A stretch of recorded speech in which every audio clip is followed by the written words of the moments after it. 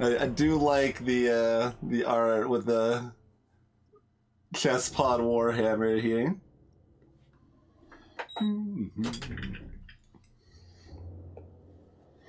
Yep, this has got a full release a couple of weeks ago, I think. I don't know, time is an illusion.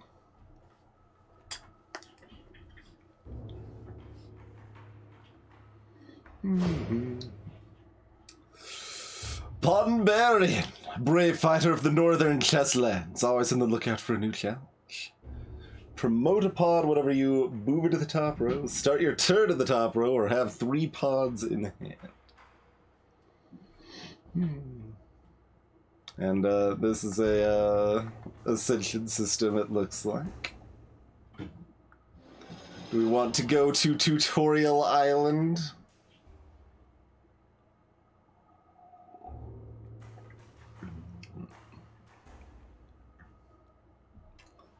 Or do we just jump into it and assume we know how to play?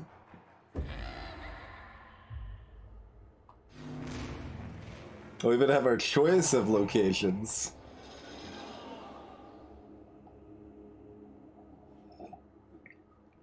Hey, Trucy True. I have played other Serlin games, but I have not played Chess 2.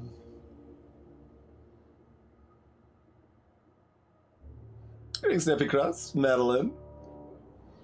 Alright, what does chat want? Do we want to do the tutorial? That's probably correct, but we can also just jump into one of the other levels.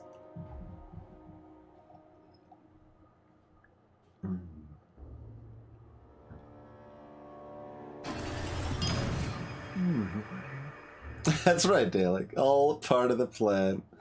Thanks for 6 months, Gilligan. Appreciate you deciding to use your Prime here this month.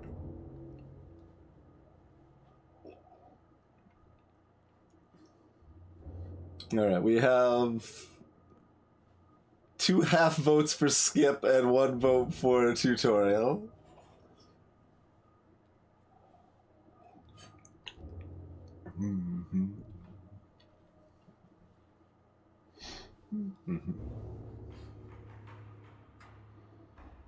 We do tutorials sometimes for them. So I'm putting up to vote.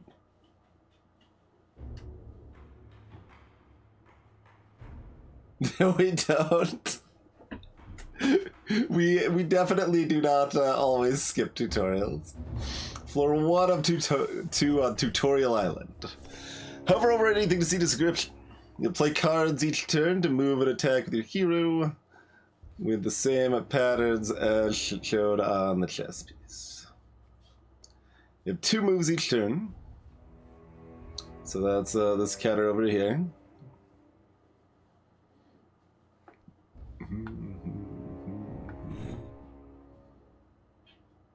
Promotes to.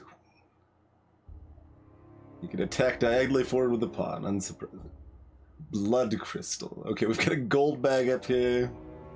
Collects everything to the right of it after conquering a floor. So you get a heal and a bunch of gold. To run out of moves, it's the monster's turn. They try to attack, and then they move. If you ended your turn in range of a capybara, so we were attacked and got damaged. Gigantic rodent with a taste for meat.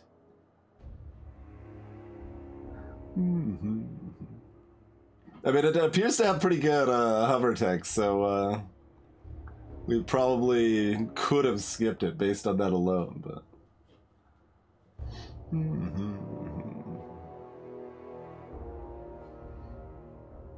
So if we jump up here, we, promote one of our pawns.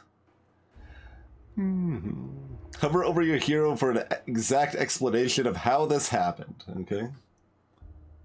Whenever you move into the top row, you promote a pawn. Or have a hand of 3 pawns. Or start the turn in the top row. Promotions happen to the rightmost promotable card. Cards stay promoted until played or until the end of a floor.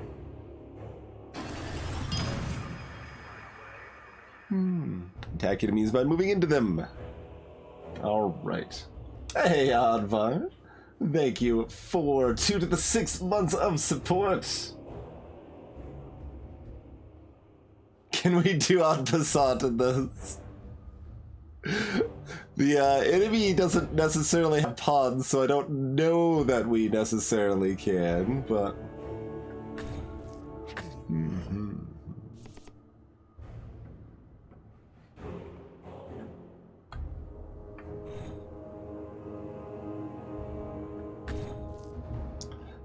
Alright. Current gold is... and then right up its loot. The rightmost piece of loot is lost each turn. Okay, so finishing floors faster gets more loot. You also get gold for each enemy unless it's a summon.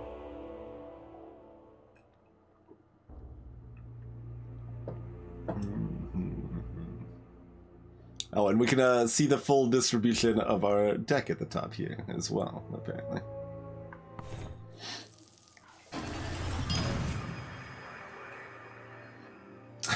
A month per board square. Cheers, instant. Spend our gold on health and upgrades. Move into things to buy them.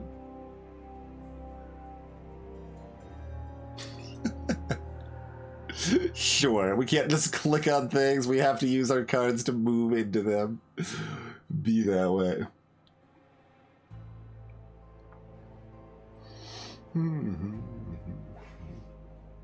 Upgrade your knights with cantrip. Gain an action and draw a card. That's pretty good. We got $20. We can get bishops with cantrip as well. Pawns can get diagonal splash. Attacks diagonally adjacent after moving. So if we beat the previous level 1 step suitor, which I don't know if we could have in the tutorial, we could have bought all of the things. But...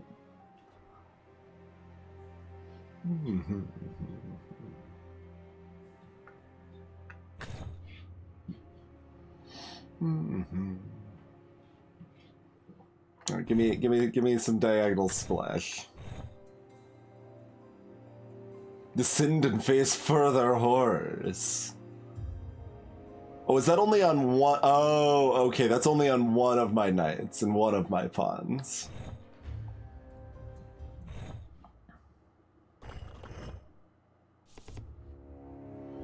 The hell is this? Most enemy games have some ability. Read their descriptions. We can intern early. Blight Matron, an eldritch abomination born from the blight. Beware its noxious secretions. Leaves blight when moving. I see. Blight's okay. Blight does damage if we're in the square, it appears. Spawns a blight sack on empty diagonal adjacent squares after death.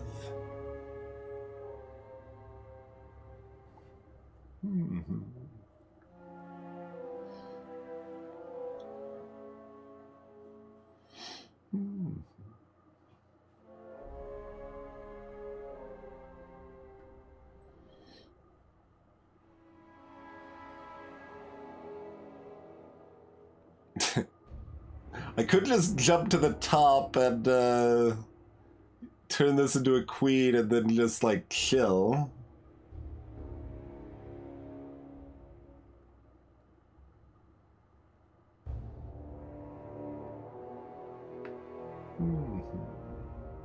But also just like waiting around is gonna make this spawn a bunch of blight, so that's not terribly exciting either.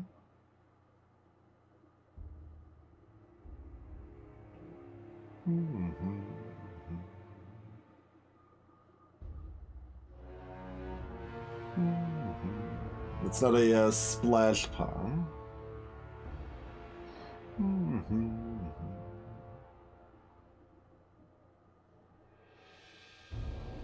Like, we could attack it this turn because of the cantrip, which is probably fine. Empty diagonal squares. So we'll have just a new hand of 3. That if we only draw pawns, we like lose. Because then I guess we can skip the turn maybe, but.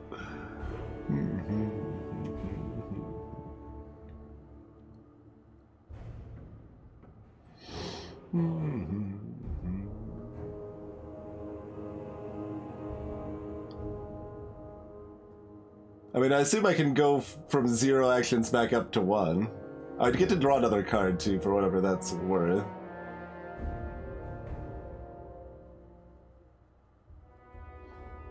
Oh, right, bishops do still attack diagonally. I was kind of thinking, I mean, pawns, rather. I was kind of stuck in the mindset that they weren't pawns for some reason. So that doesn't actually do damage until my turn's over, right? Yeah. So we'll just do that. So they spawned a bunch of sacks. Bulging mass of blight. Blights all adjacent squares after death.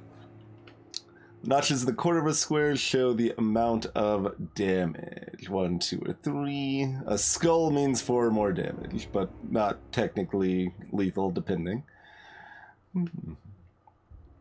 If you hover over a square, you see which enemies are attacking into it.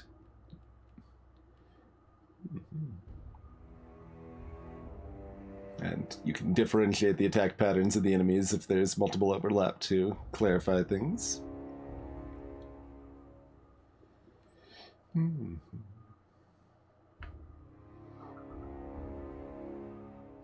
So if we move on to that square, we get donked.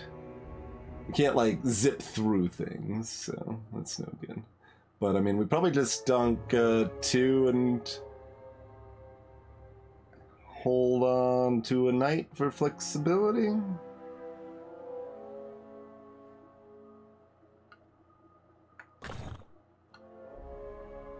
Oh, wait. Right, it does that, though. Kinda was thinking that was only gonna happen at the end of the turn. Super doesn't, though.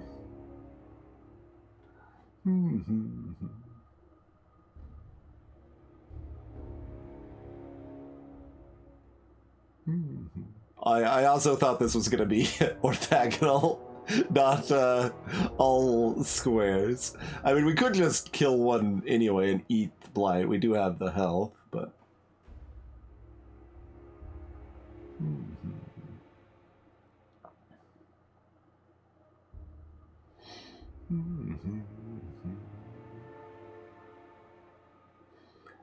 But otherwise, we just move somewhere safe.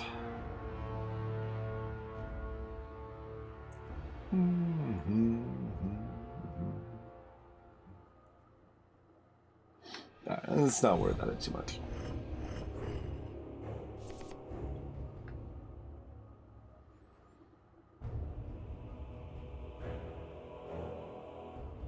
So, like, if we just moved here with that pawn, it would dunk this.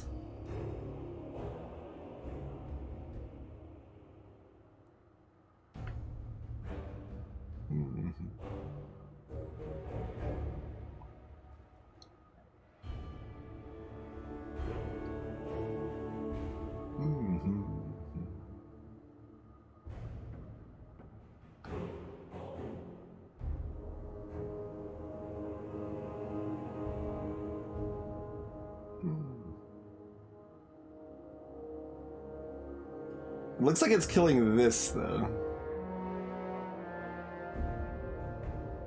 And looks like that would then kill this. No, the... Weird.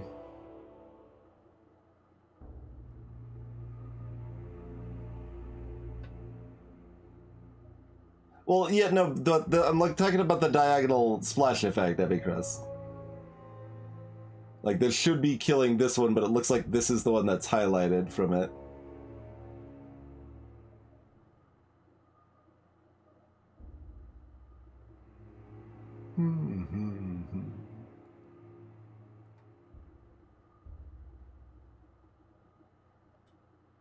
Yeah, okay, it's not actually showing the diagonal splash effect at all, is the thing. Okay.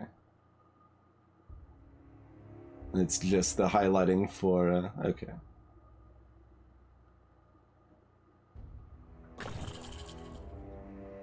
So I was also curious if that blight, I think the blight only hurts us at the end of turn anyway.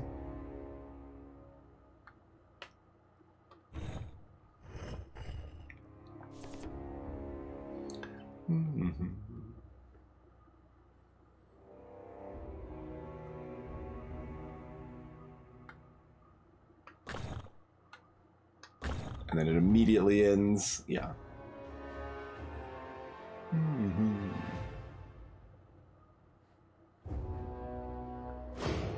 All right. There was our tutorial. Hold on.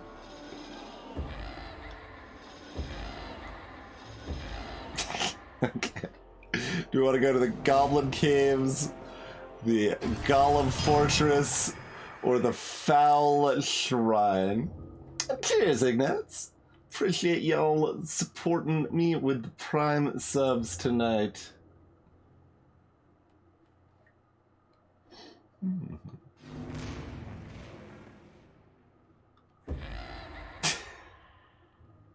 We can't do a Ascension on the tutorial island, I'm afraid.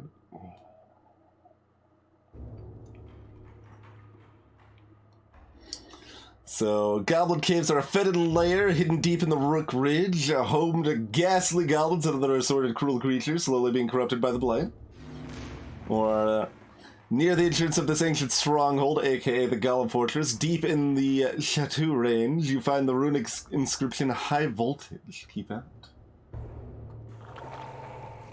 The Foul Shrine. This gruesome temple houses a portal to the Blight Void, and occasionally spills all manner of ulcerous, tentacly spiky horrors from over there. Over there.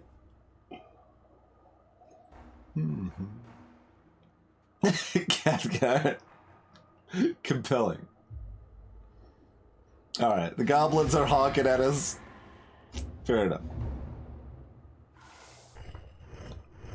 Full of capybaras. We got a horned capybara over here. Vanguard of the pack.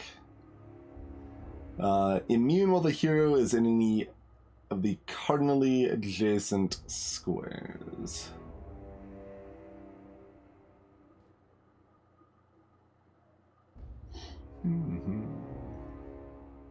Oh, we have a cantrip pawn, and we have a one that has diagonal splash and some sort of shielding effect.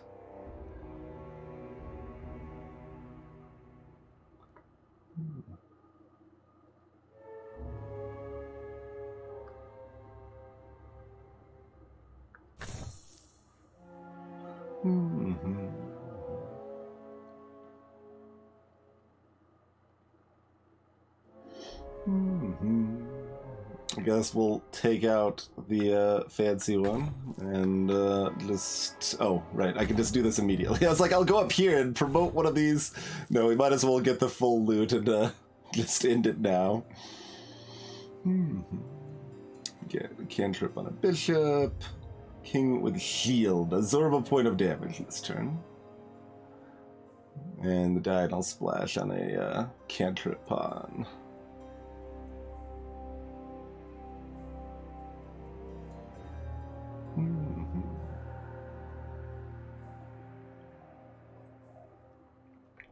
Do we buy two things or do we buy one thing?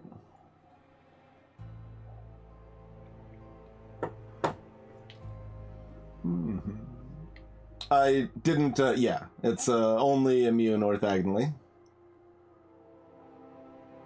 Yep. Leaning towards King Shield, Diagonal Splash Pawn. Yeah, most games tend to use orthogonal rather than cardinal. It was actually only very clear to me because it specifically said cardinal, like you can move cardinally or diagonally. And one of the things, like I'm pretty sure cardinal's the same thing as orthogonal, but nobody ever uses cardinal. Mm-hmm.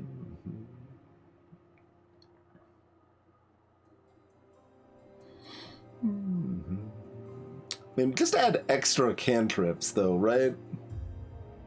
Because more cantrips is really, really good. I mean, the Diagonal Splash is also really good, I think.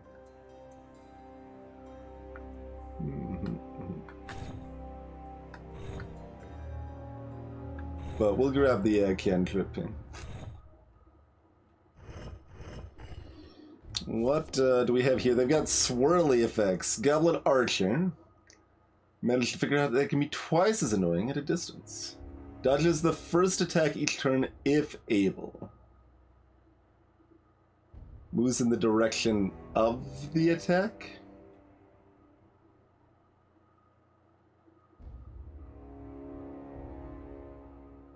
I don't understand what that means because that would mean it it probably means moves away, opposite of the direction of the attack.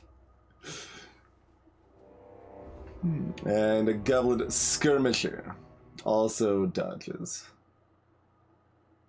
So yeah, these shoot 2 away, that shoots 1 away.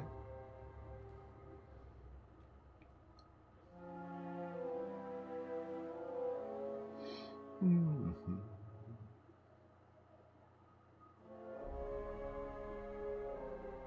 So can't Diagonal Splash. But we can still jump up, dunk this, and at the very least just move up and shield, but otherwise we're often drawing something else that can do something.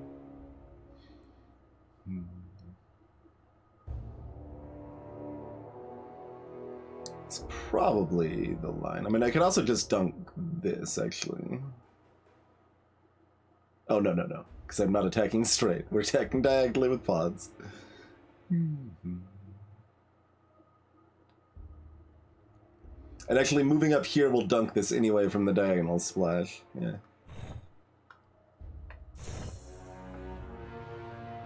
Also, I kind of forgot they ran away. Totally forgot they run away. So this means they can't run, but I would get dunked by this.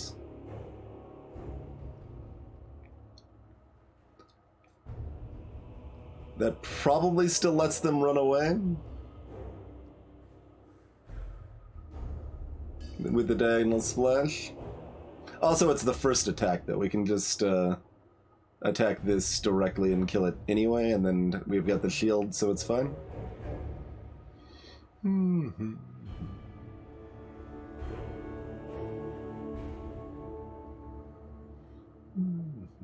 I mean, I kind of want to make sure the Diagonal Splash doesn't work, but yeah, if we go here, that is a double attack, so we still take 1.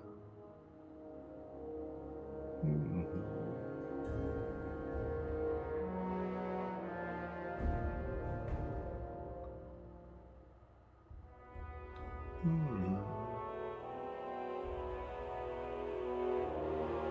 I don't know when we draw. Like, it probably makes sense we'll get a promote next turn.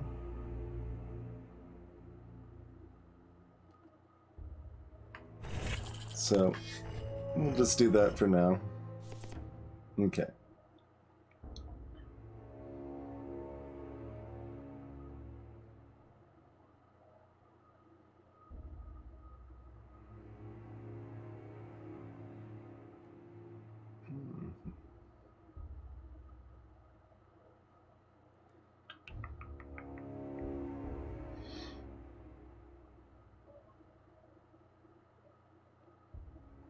I mean, we just body this and then run? That's fine.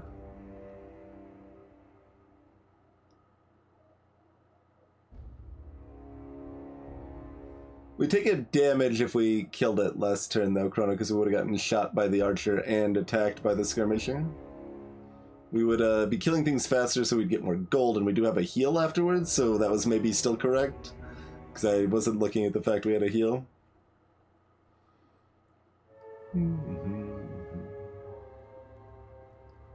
I guess we're just killing this archer and then moving up to promotion situation again.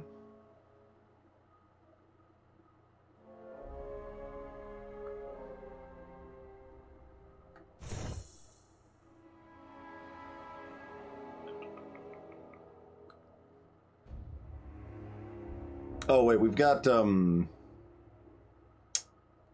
that's another cantrip.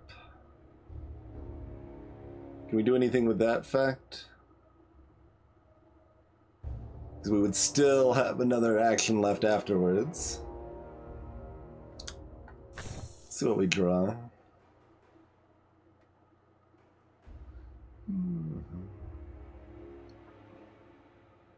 No.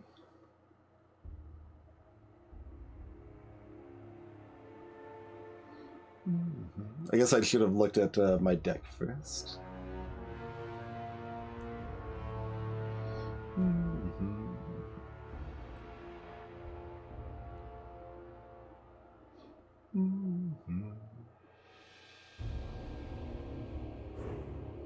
Like, we can chase this into the corner a little bit, but probably just don't worry about it and move up.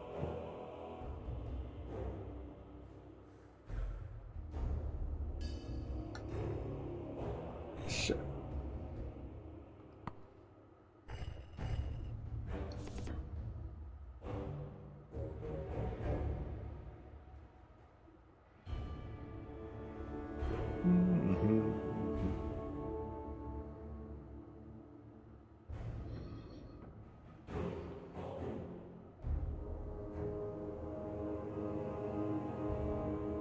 Well,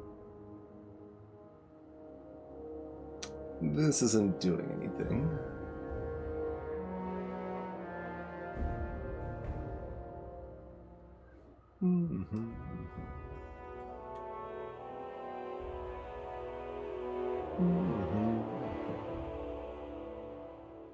Oh, because we can make it so they don't have an escape route. Yeah, we haven't actually seen if they probably don't, like, push enemies back, I assume.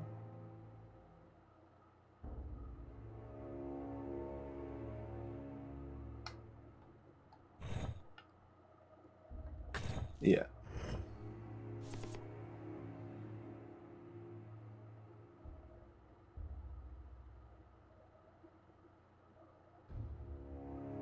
Well,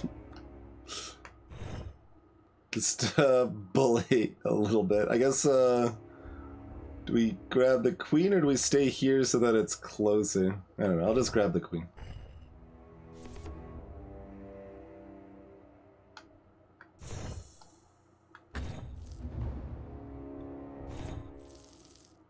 And the extra heart doesn't do anything, it doesn't look like? Okay.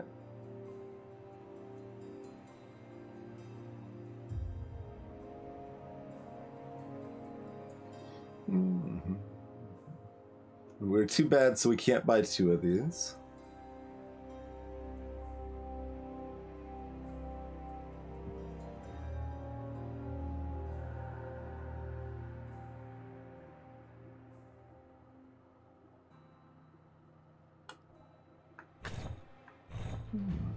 Grab Diagonal Splash on a king.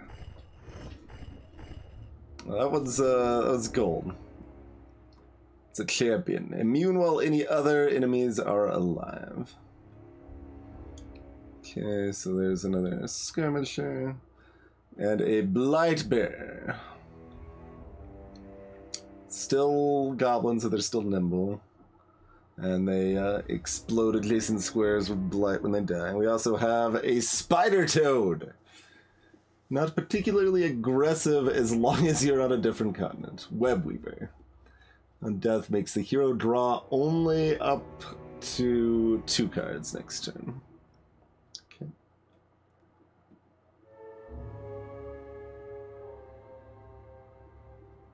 but only attacks orthogonally. Yeah, how does the night attack work on this? Is that gonna move here? Or here because we went more up than left?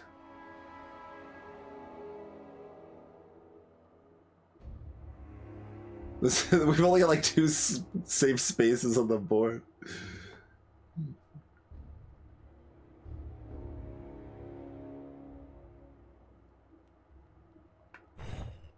Okay, so it goes there.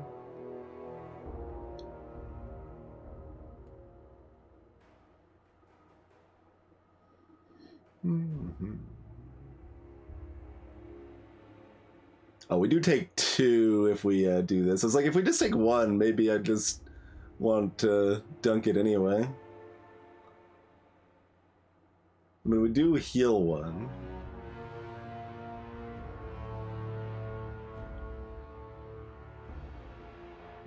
Yeah, I mean, it says dodges if able, so kind of implies if it's at all reasonable for it to dodge, it will.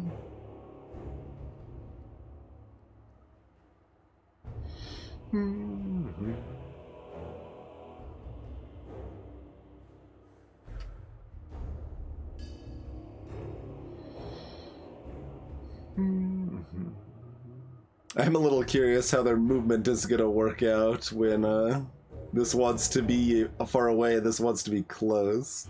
Alright, let's just see how their movement works.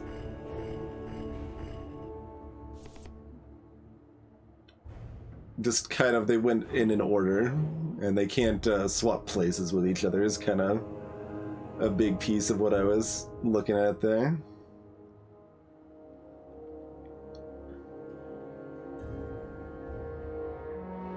You can't double pawn to dunk something. We can't play a pawn at all, so we can't. We kind of can't en passant if there was an analog. I mean, they don't have pawns, so you know, but. Actually, maybe it would be if we had played a pawn and then played another pawn, we could just move past them diagonally and still capture or something. That would probably be the closest analog.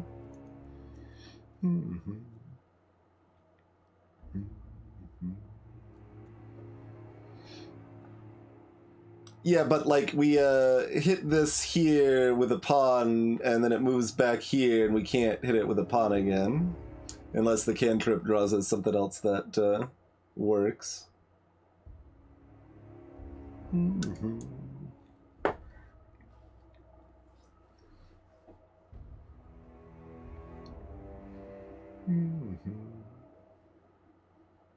We can't kill the archer, it's a champion.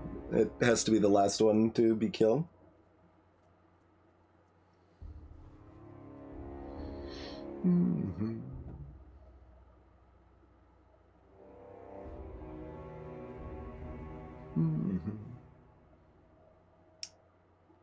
Oh, this one's melee. And this one explodes into blight.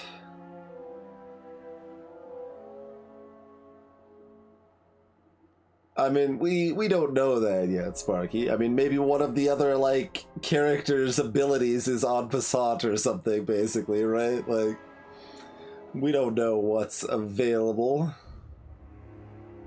I mean, I could just dunk this and then stand still. And that's probably fine.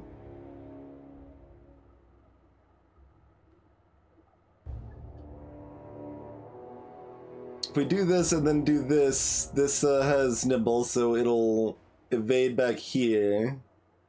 Oh, and then we could attack it again. Yeah, no, you're right. It would evade in that direction, I think.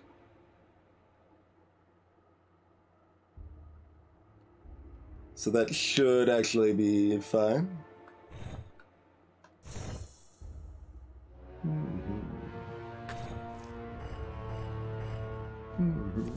Of course, now we're sitting like this, but this is kind of cute because that hits both. Absorb 1 point of damage this turn.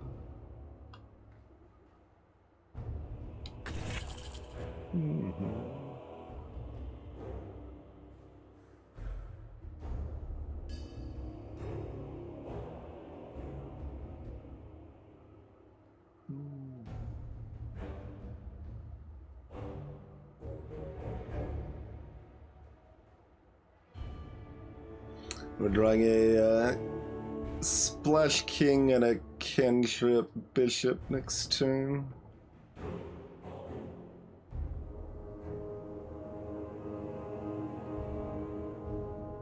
Just basically figuring out if there's any reason to play this. I think we are pretty happy drawing these. Like, we've got the shield this turn anyway, so it's fine.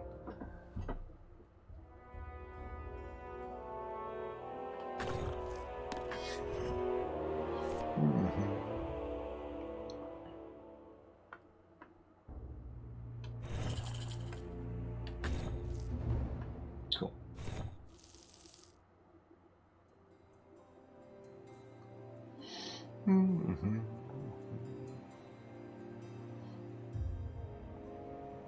More cantrip.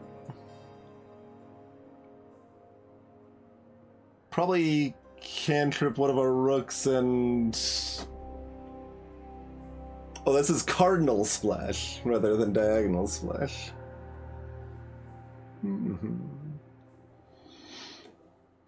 Yeah, it would be kind of nice, Chrono, but yeah, it looks like Hover Over is the main option. Hey there, AJ.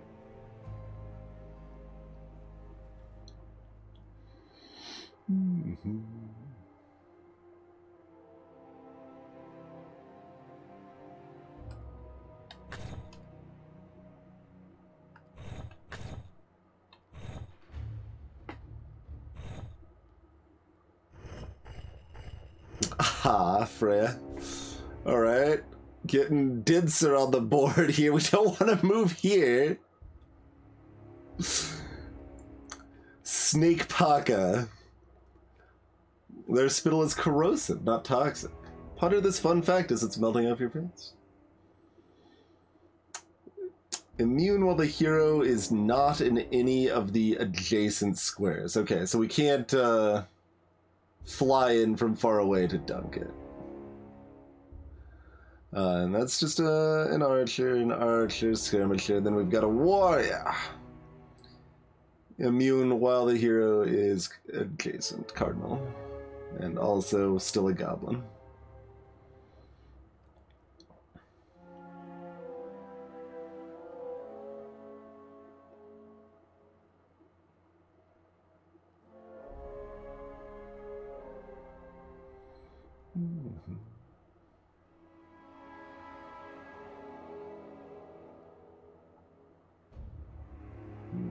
So we do all of that. We still have one action left and we've killed two things, and maybe that's we can escape.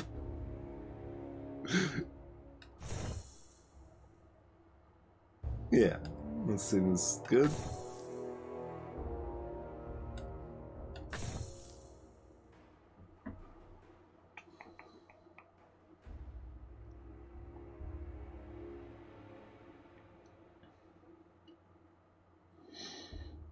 Oh wait, this is Cardinal Splash. This isn't Diagonal Splash.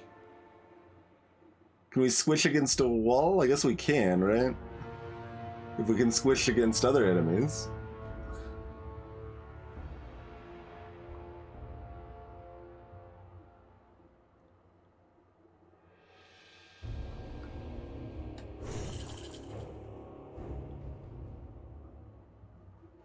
No, it became immune when we moved next to it. Okay, that's fair.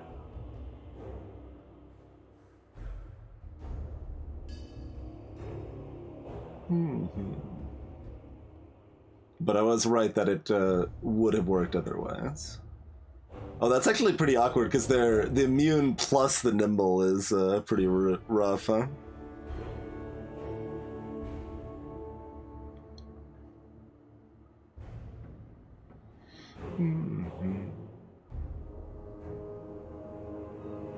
I mean, I guess we just dunk this and probably just didn't turn there, and that's fine.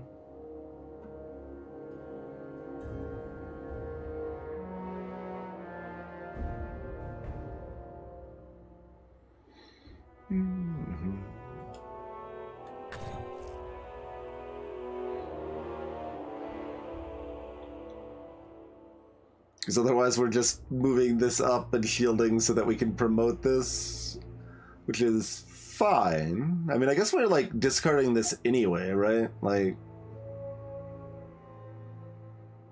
so kind of we might as well, unless positioning here is better for us.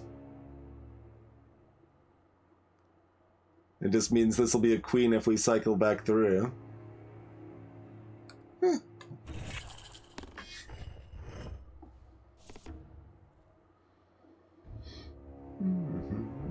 And additionally makes another queen if we draw another pot. Yeah.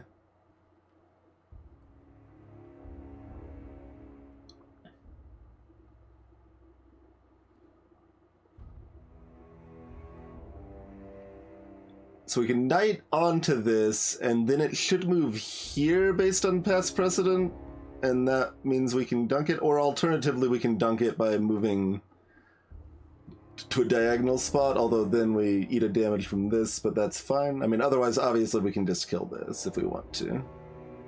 This is just the harder one to kill, so that's what I'm more concerned about. This is also more interesting science to verify, right? So, yeah, that goes there as expected. Perfect.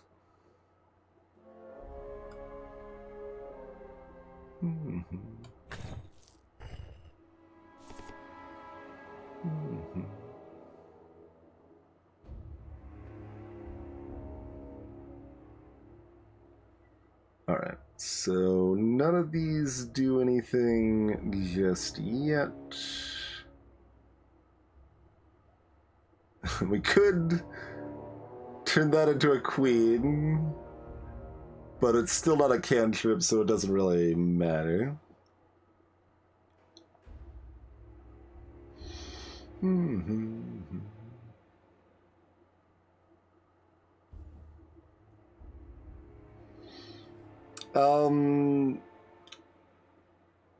I don't... I'm not actually... Yeah, can we can't test that now? Yeah, we can, actually. Alright, let's test it. It does, in fact, double attack. I was kind of thinking it would not.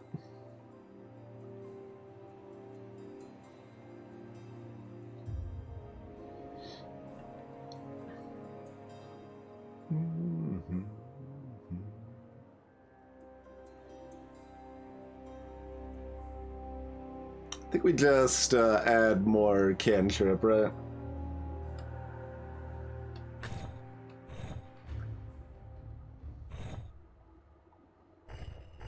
Okay, there's so many. Okay, you're immune while we're adjacent. And there's a shaman. Immune while any other enemies are alive. Okay. 5 damage on these squares.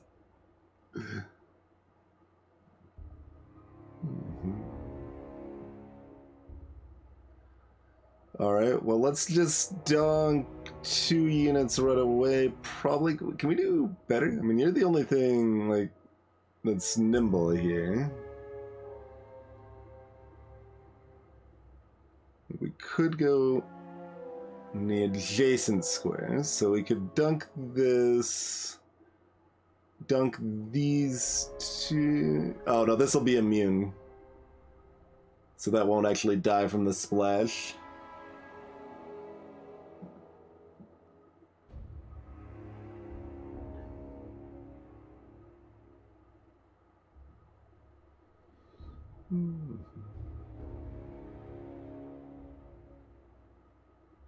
But we can't just kill these 3 and then run away, which seems pretty good.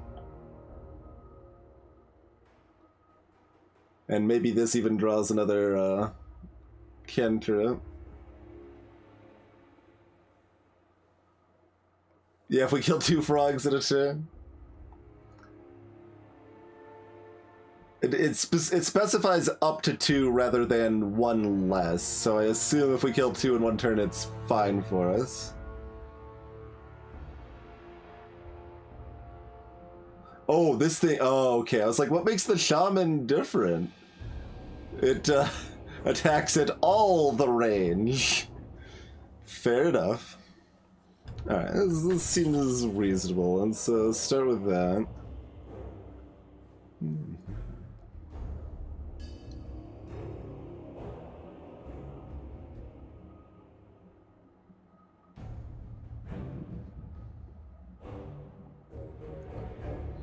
Alright, then we just hit this and run, I suppose.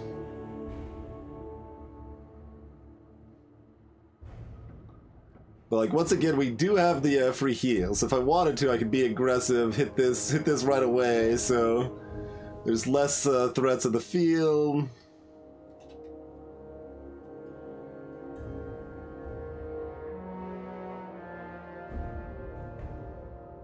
That seems maybe good.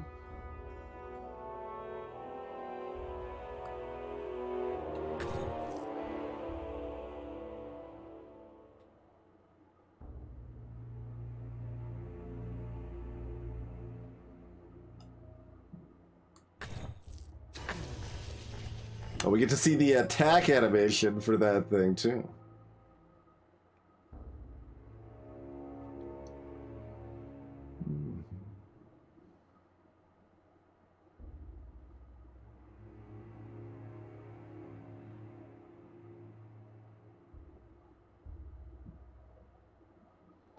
Suppose we just splash this, then...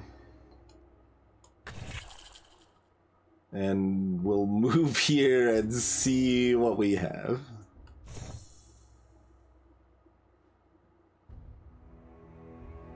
I would like to probably keep that in my hand. I don't know. We don't have a choice on that matter, so...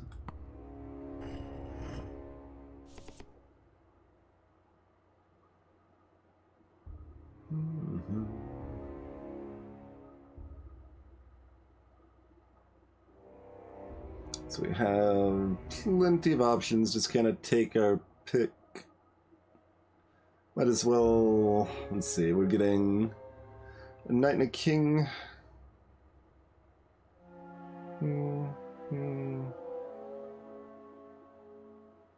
So we should, well, saving the knight doesn't help either, it would seem.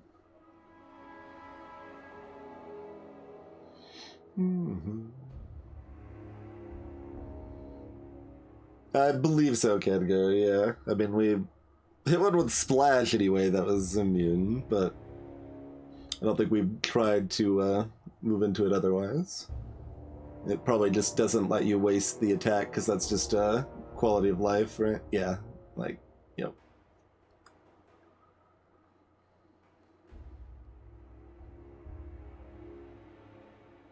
Or actually, it's mechanical more than quality of life, I suppose, but...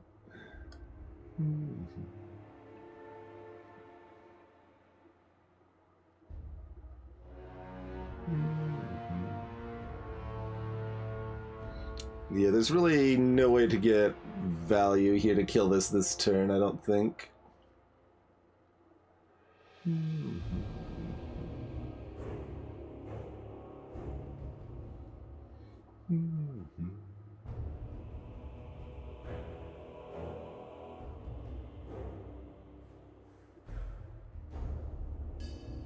Like, we'll have 2 actions left, but this is still just going to be here. And we don't have any way to move from here to here.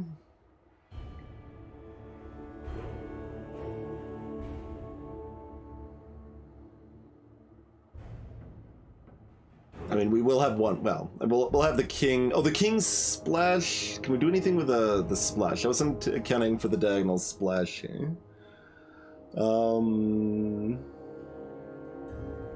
Not in a way that the knight can still hit them, I think. Like, we could move down here to splash it up here.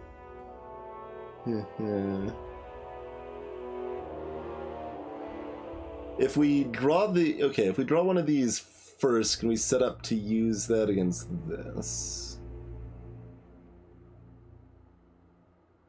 So if we use the rook and then we draw the king, that doesn't really help. No, I don't think we're killing this turn.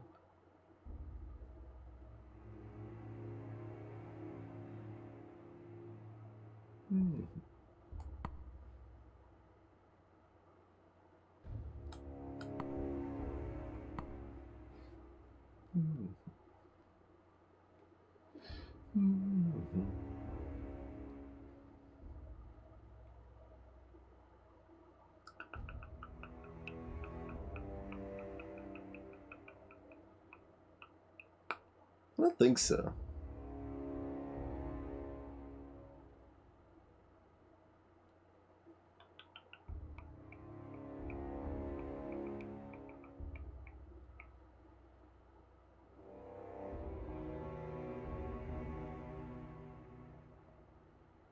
Oh, wait. Yeah, no, I got it, I think. Promote. I wasn't accounting for the promotion.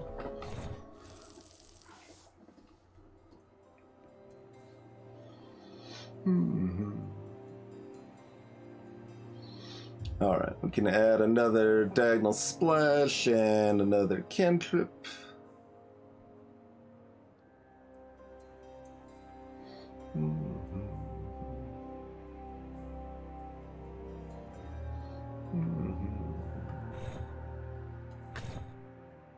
I think I like it on the bishop more than the rook.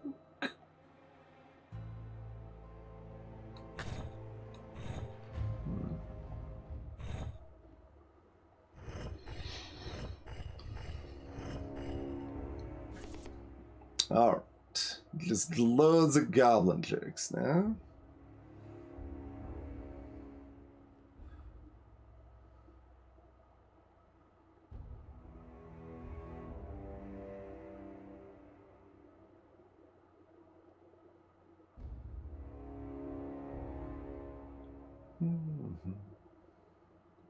Oh, this one actually gets squished, doesn't it? We actually just 2 for 1 with this right off the bat, and then we can pawn into this to squish, and then we can choose to run or do something else at that point.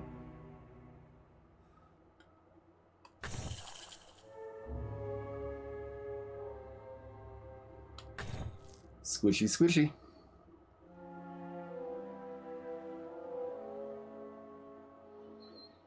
Once again, just maybe take the 1 damage to get another thing off the board and stack the webs.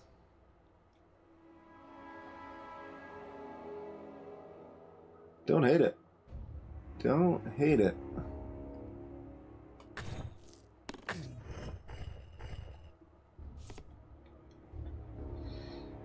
Y'all have made the board very toxic now. Alright, so that can kill a skirmisher. And we still have a card left to maybe do something else with. Do you have anything more exciting, since this could hit 2 things?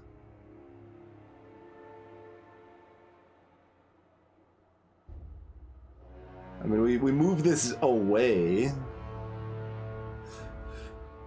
Alright, let's, I think that's similar and gives us potentially another option. Okay, it didn't. So that's fine.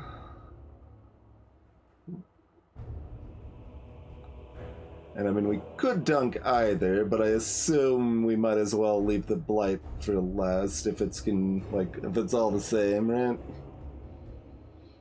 Although then the question is, like, do we want to be down so our pawns can, do things, or do we want to be up to promote our pawns to queens?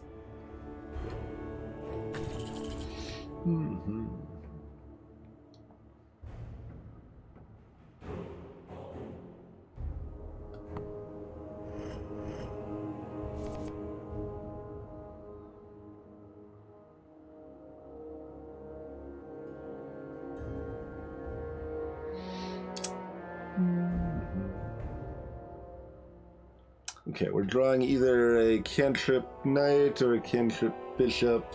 So if I move up here, this becomes a queen. We can move down here. This goes here. We have...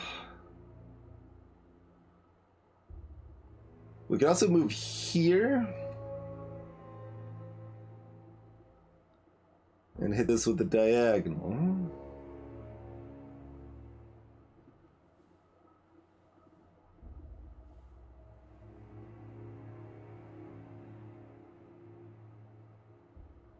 Mm-hmm.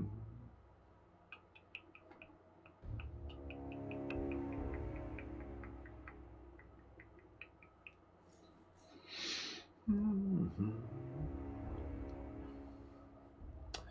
So I'm not seeing much use out of these knights, but we could hit this first, so that'll go here. Then we would have to like hit this. Oh, then we could still re-knight. Oh, and then this, but we can't do it in that order.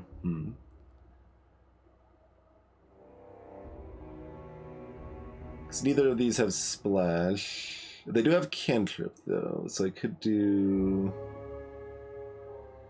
But I can't get the pawn to go in the right spot though. If I knight down here, and then push this over here, and then knight back here, then...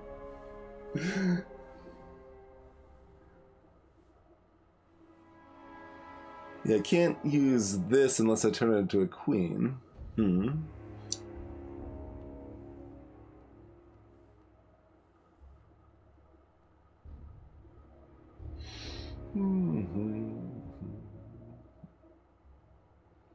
Oh, we could knight over here, rook here.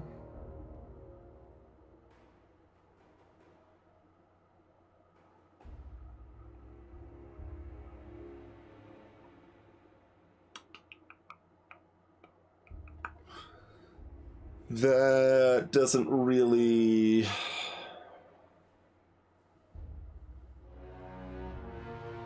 help either.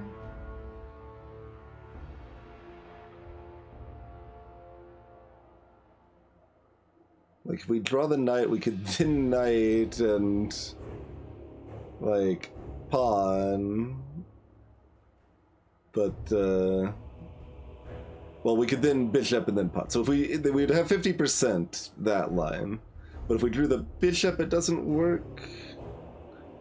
Or does it?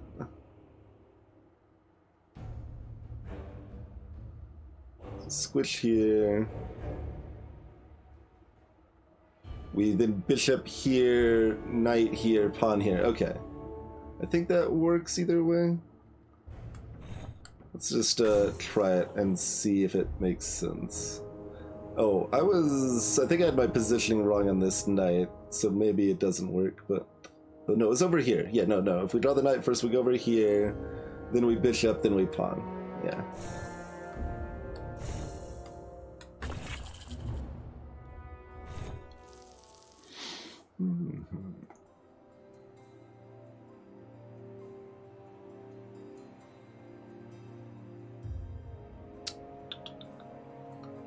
Almost rather a cantrip on a pawn than a knight, I feel like, but we'll take one on a knight, I guess.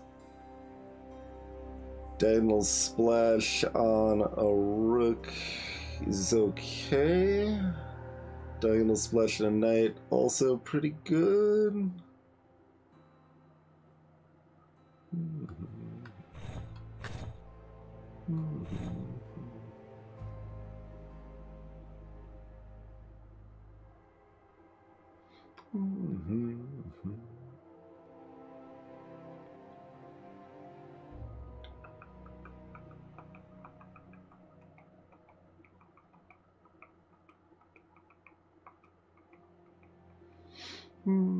Shield on cantrip. Shield is clearly for suckers.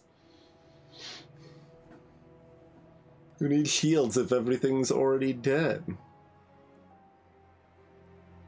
As we find an enemy that answers that question because it has a different special power.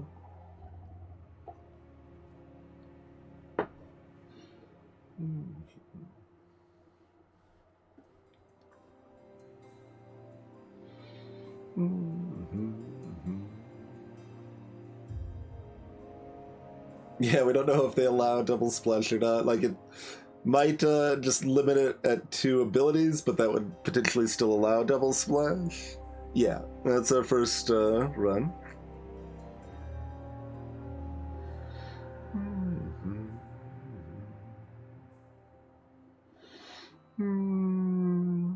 Let's do night. That feels a little more utility and playful. A little harder to use, but probably better if we use it well.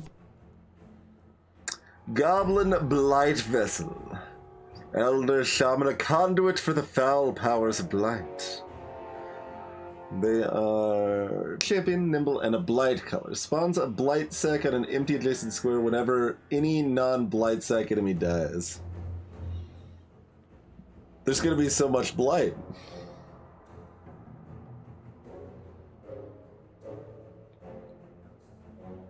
There sure is a lot of blight.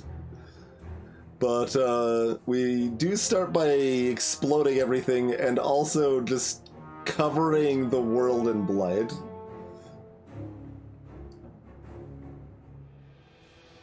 Shielding, schmielding. It's still probably correct. The consideration for not correct is that the follow-up doesn't do much, but we've got enough cantrip that's probably okay.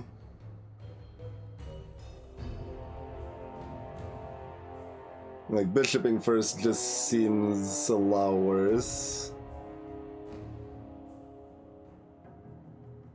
I mean, I could, like, kill one of these and then move into this and kill both of these, but... Hey, interesting. I mean, I guess that's similar.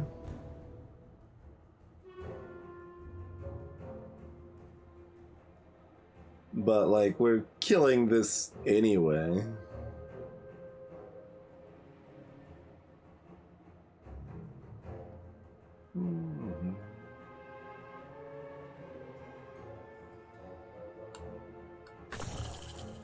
Oh, this is the immune jerk.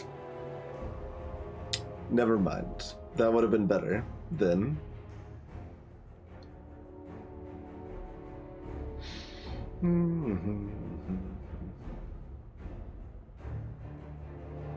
Forgot about that. This is still okay, though. Let's see. This is a diagonal splash queen. But these are...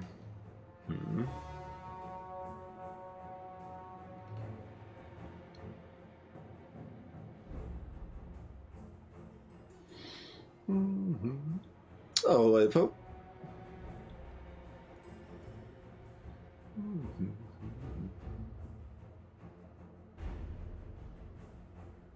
I mean, I guess we just do this and then dunks both of those. And we just add even more blight to the world.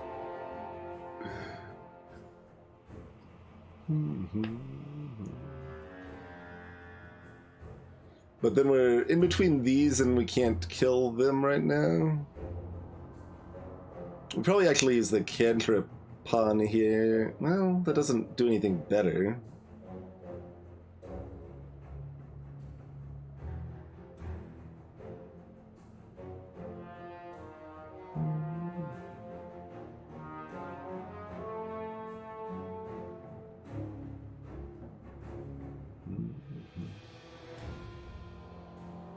Yeah, I like the other line a lot better because I want this thing dead. These are a lot harder to kill.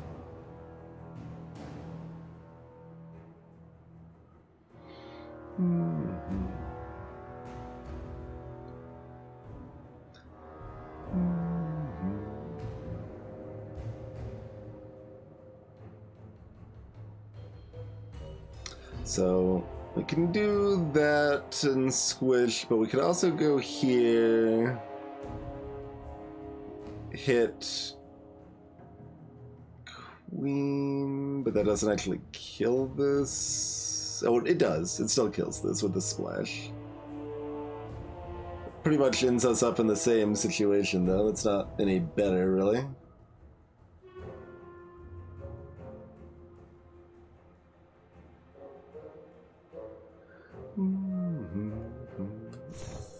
Okay, we got a rook. That's not terribly helpful. Lets us run to a 1 damage spot if we want to, though. Which, I mean, I guess is the default play. This is fine.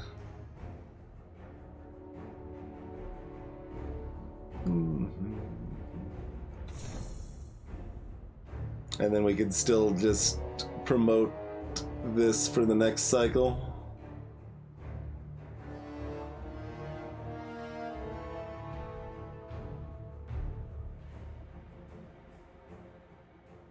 There's so much blight.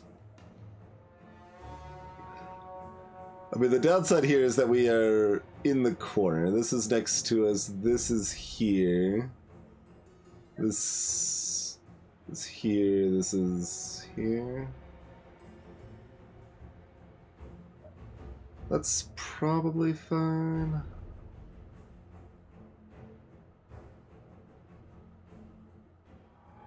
I have a hard time taking advantage of... Well, we could potentially knight here and kill this next turn with a diagonal splash if we draw that.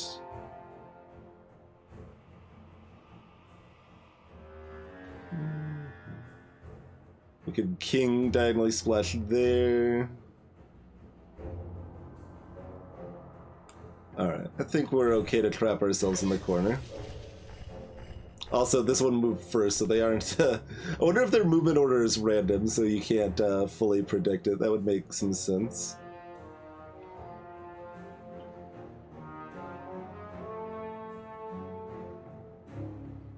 So this should actually get squished with Nighttime, and then we pop one of the Blight Sacks.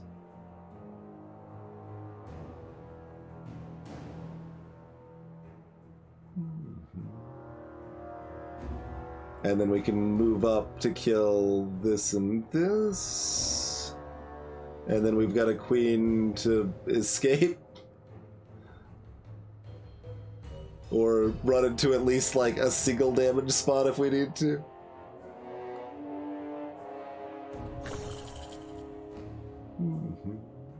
Oh god, there's so much blight.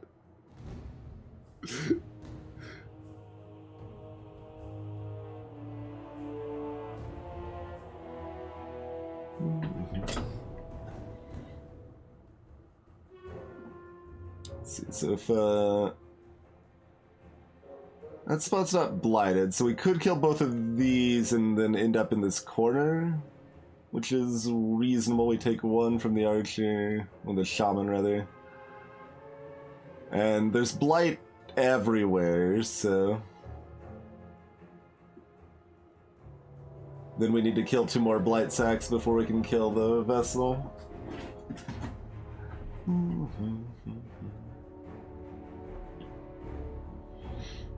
I mean, I was thinking king down 1, bishop kills. King up 1, bishop kills is similar, but worse. Well, we still have a movement left, so it's not necessarily worse.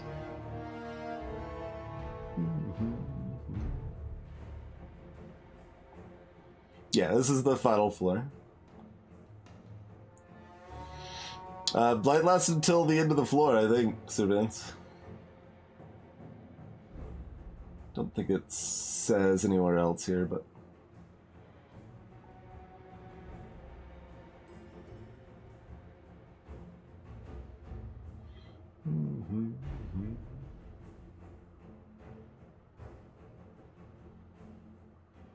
Well, this thing doesn't drop blight. This is gonna summon another sack, but that's gonna be like over here.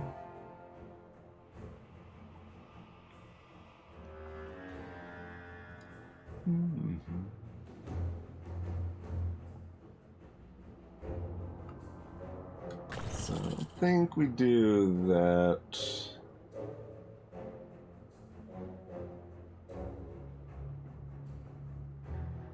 drawing either a knight or a pawn.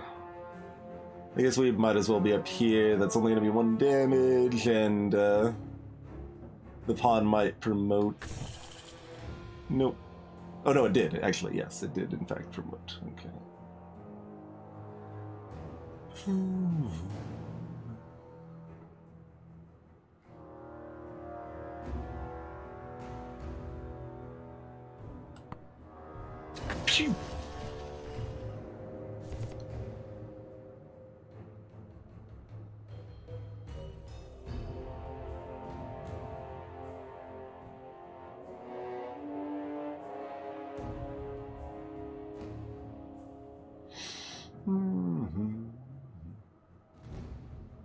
Swung down to D2 over here. Was that only a 1 damage spot? I guess it might have been.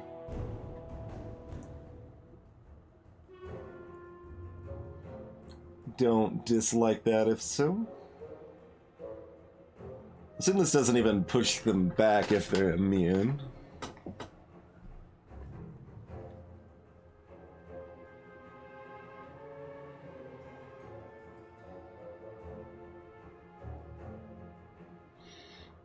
Most of what we can draw is cantrips from here.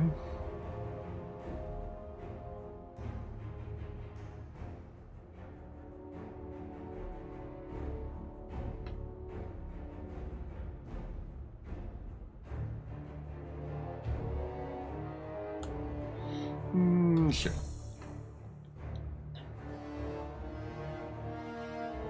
Nope, no more cantrip.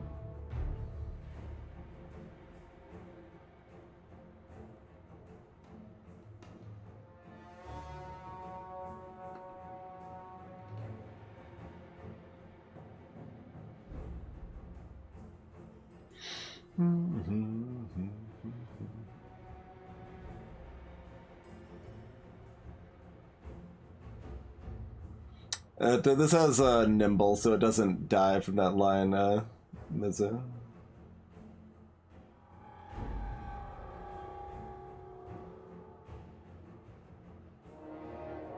Oh no, you were saying something a little bit different than what I thought you were saying.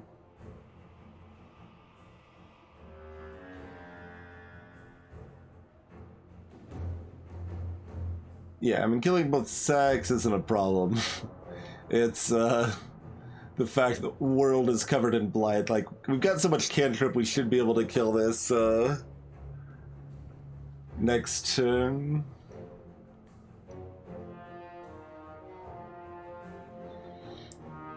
So it's probably fine.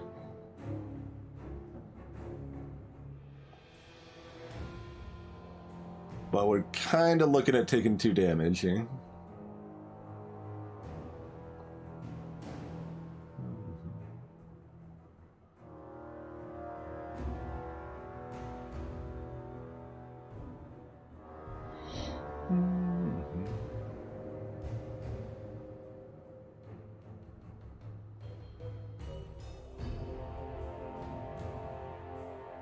I mean, we could also just, like, hide if we wanted to.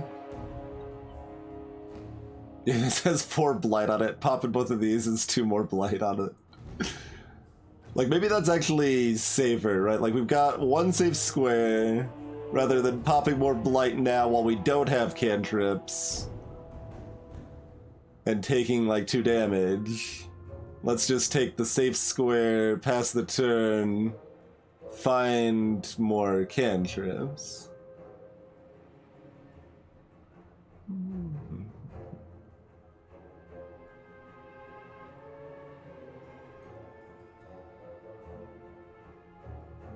We can't move through this formal. If we queen here, we kill this, and this is still here, it's immune. And in our way. Oh, you said A4, you said here. Sure, we could pop this and take 1 damage. Yes. I have a... it's surprisingly hard for me to read the notation here. I thought you were trying to tell me to go here afterwards, or here, or something.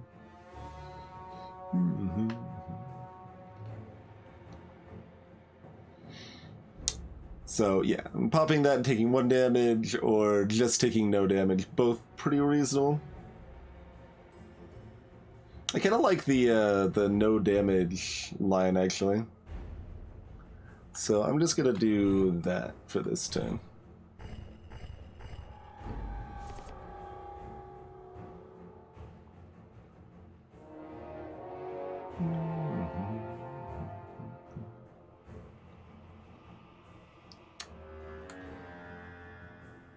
I'll probably be fine. Oh, we drew another bishop. That's not what we wanted.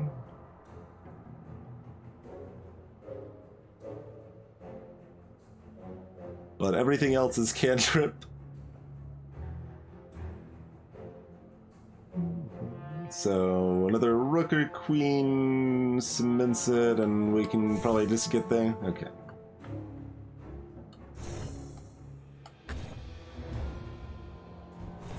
Hey, it's spherical. Gauntlet pillar.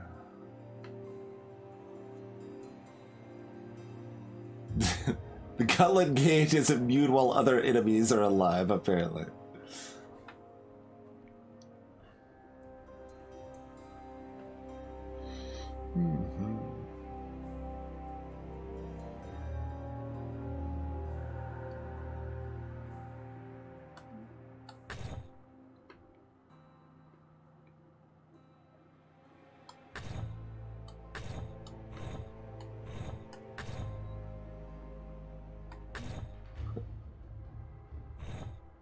Wait, what? The Goblin Cave's Gauntlet one. Do I want to do this? What is this?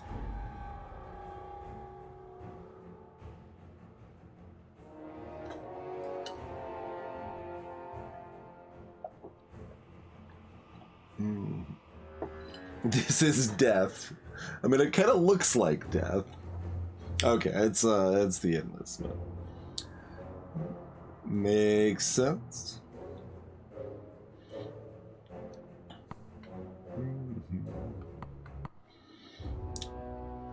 Okay. Playlists or in-game music? Done. I wanted to do it in one full run. I know Chrono suggested we just switch to playlist immediately. I usually try to give at least like a little time with in-game music, but...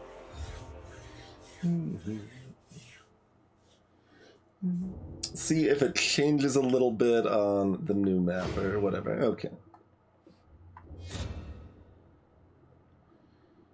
Knight Templar, a towering hulk of a warrior, prefers to use sweeping, methodical blows. No access to the cantrip upgrade. Trigger cantrip whenever 2 knights are played on the same turn.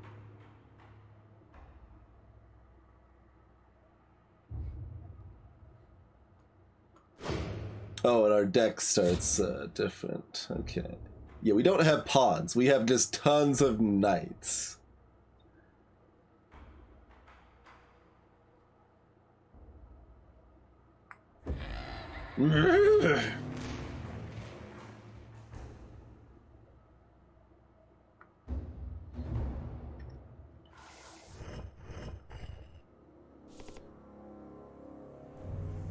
Capybara Golem. Moves after a cantrip. Ha. So there's additional reasons you may not want cantrips.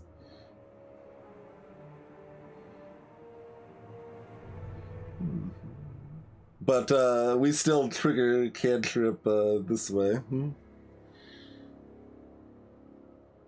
I guess we just go in, right? We heal afterwards. But we're gonna be drawing knights. So if we just killed 2, it's gonna be hard to kill the last one. Because we don't have anything to kill it with. I guess we could maybe cantrip off of 2 knights. And get there.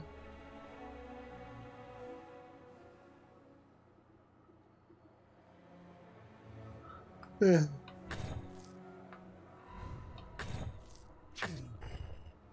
And it does still move afterwards, okay.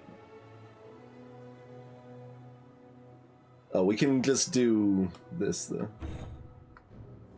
Phew. Now we know the timing of that. So it looks like, yeah, it is real slow, it looks like formal on the meta.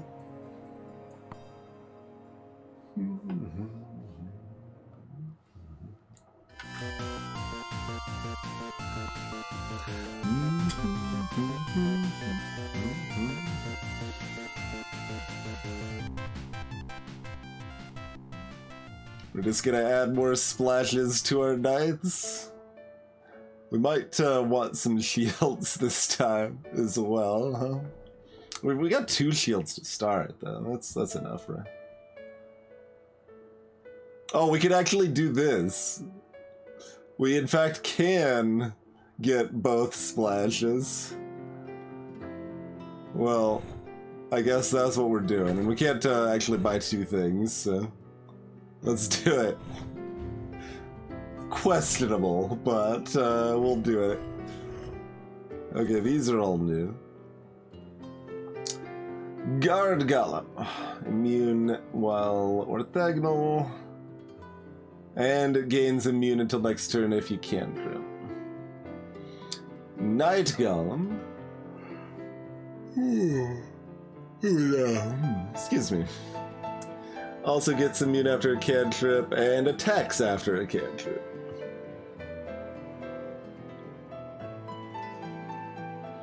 Spark Imp.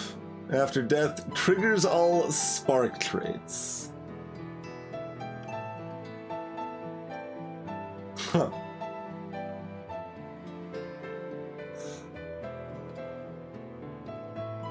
So if we just knighted to this, this immediately attacks me.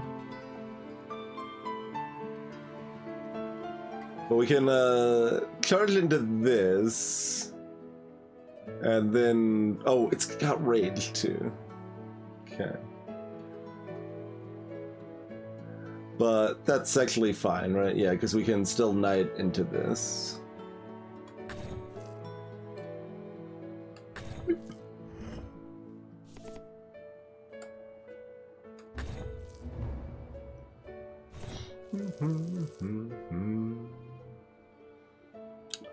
Looks like all of our upgrades are gonna cost. We can make another Uber Knight if we would like.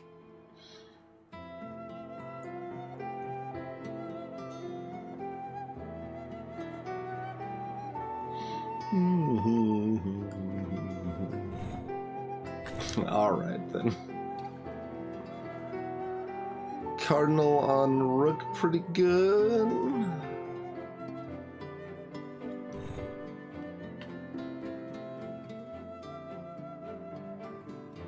Can I please night shop in the shop? I was doing it in the earlier shops. Just, it's too much bother. It has indeed Hypersphere.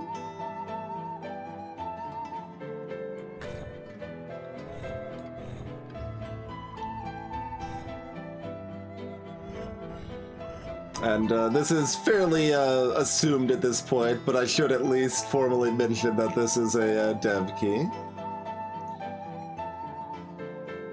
Alright, so we've got a coil golem. So we need to be adjacent to pop those.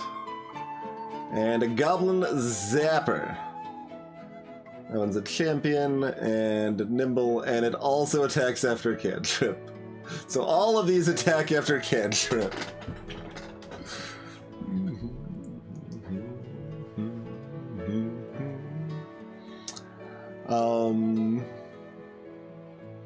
Does it though, Meza? What's the timing on that?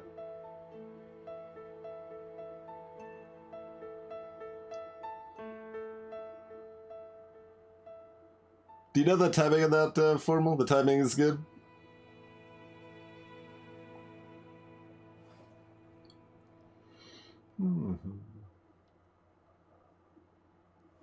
There you go, go. I mean, if we move the knight here... Because all of these things are, well, I guess it never hits the Goblin Zapper, so it's only ever hitting these two, but are we actually killing the golems, or are they immune because we're not next to them yet?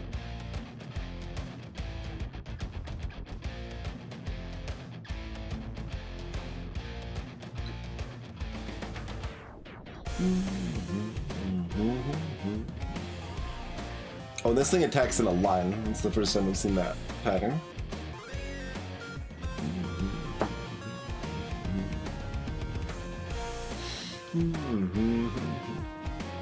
Just a chess legend.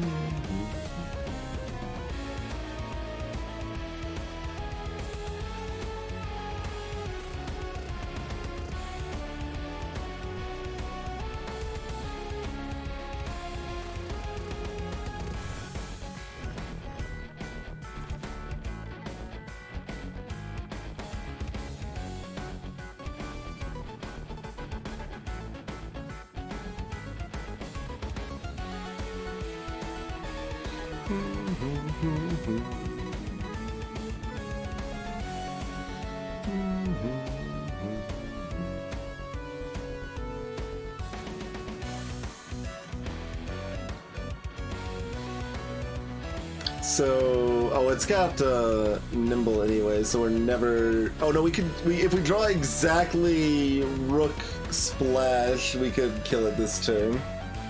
From Night Move, Rook down. High triple digits. Oh, you have never played this game? I thought you were decidedly talking like you had played the original release.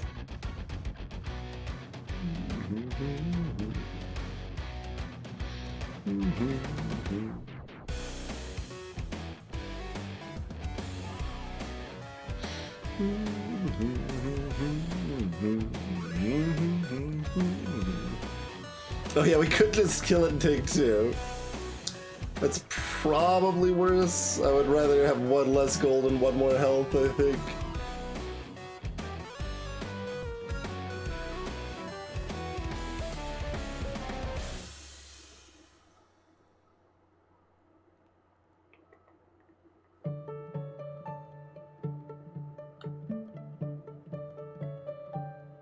Wait, we would all wait. Taking two is fine though. We'd get the shield out of it too. Never mind. Well, does that time favorably though?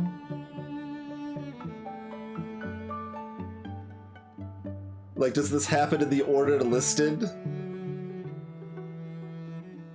Also, it doesn't kill it yet. We would still need to draw. We just have. We can draw either rook rather than just this rook.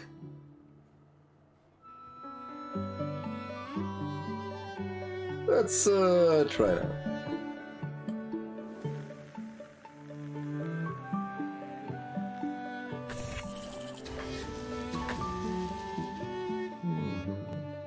Okay, so that did not damage this.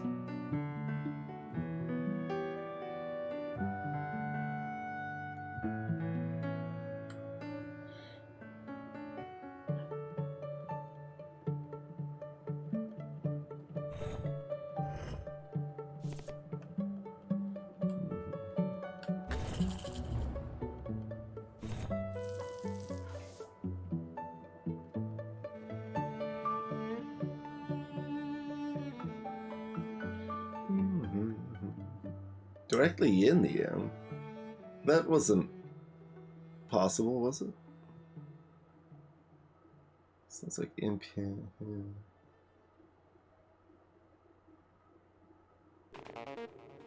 Yeah.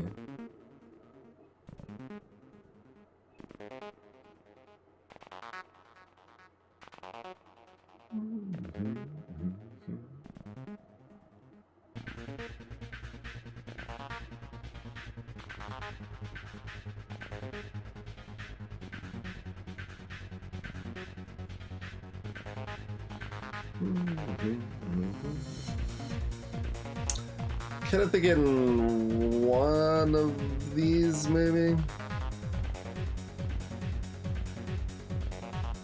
Hmm.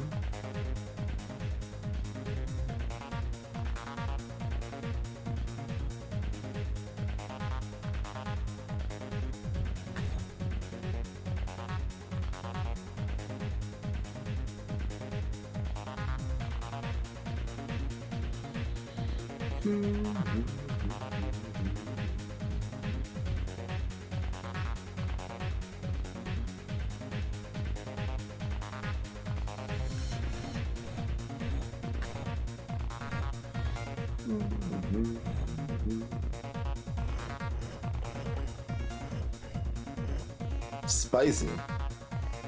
Spewer Golem leaves blight while moving, and it blights adjacent squares for its spark effect.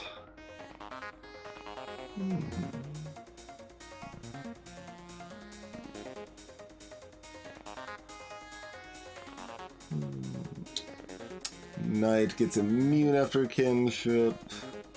Alright, well, we definitely want to kill this. It left blight on these two. Okay.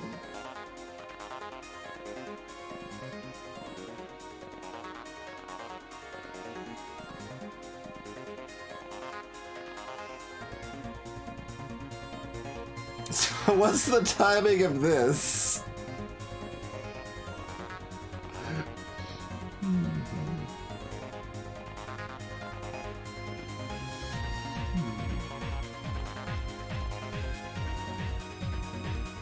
Like, I guess what I would expect is I move here, all the deaths resolve, this then attacks, but I'm not adjacent, I mean, I'm not in its firing range, so it doesn't actually hit me.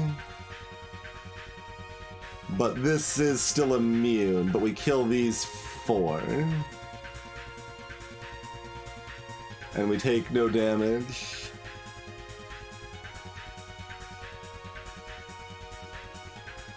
And then we could jump over here to kill that.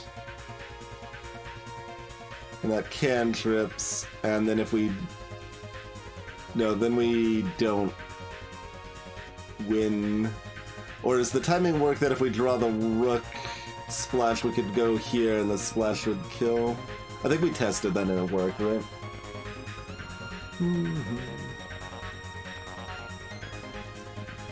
Pretty sure we already tested that and that wasn't true, Chumpy. Didn't we just test that last fight?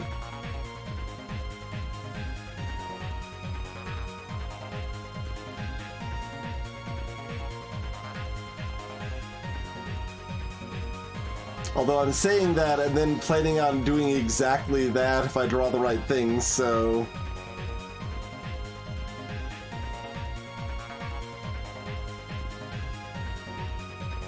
Yeah, I was thinking of the Splash and Champion. I think you're right, Sind. I think you're right.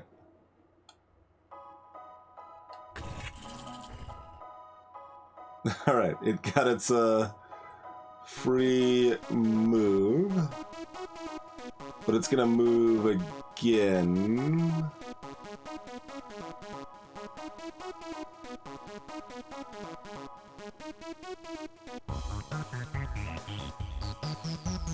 Oh right, yeah, I was gonna say we didn't cantrip, but we killed the Sparky thing.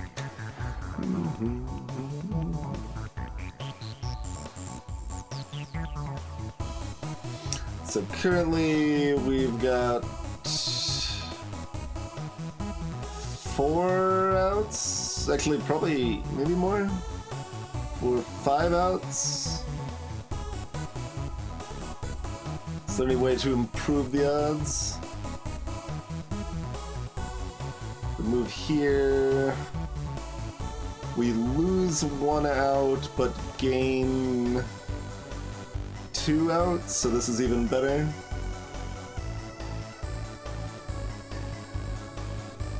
Basically, we lose the basic rook, but we gain the bishop and the orthogonal knight.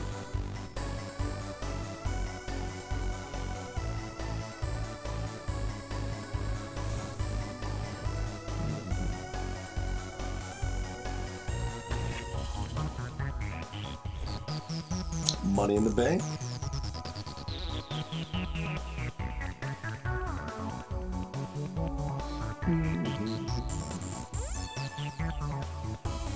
Oh, also, I already had a bishop in hand, so we were guaranteed, weren't we? I think that was true. Anyway.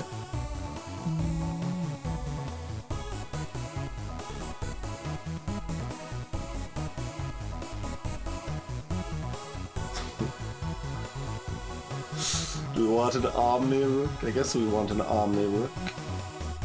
And we'll pick up maybe one more shield. Because we have to if we want to spend all our money, which I think we do. Yeah.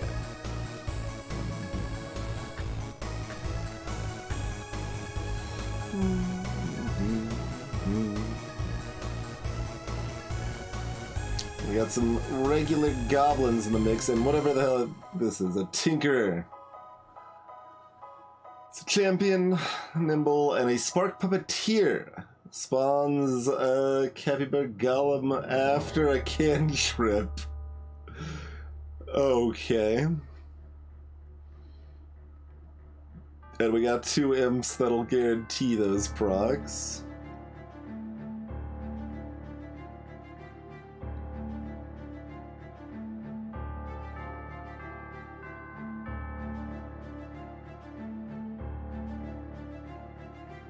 This dies before it can trigger the spark surge, I think, right?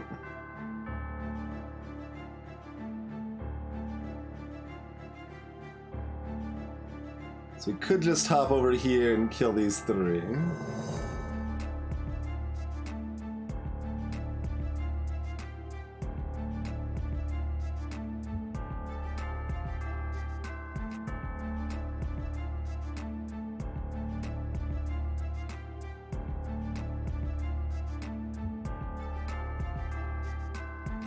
And then this summons 2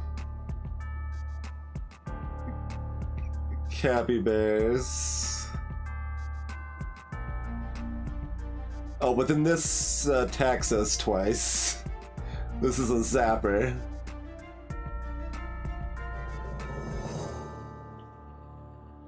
So maybe don't do that.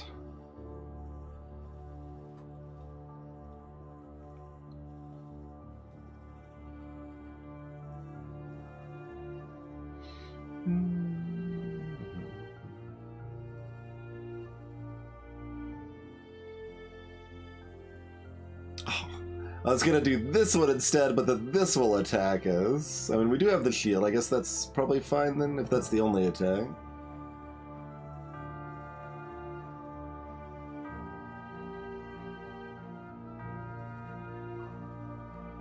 So if we do that, this attacks, this dies, this goes here. Then we can just move up and finish this off, and that's fine as a turn. Take out one of the nimble jerks. One of the regular jerks, we spawn 1 capybara.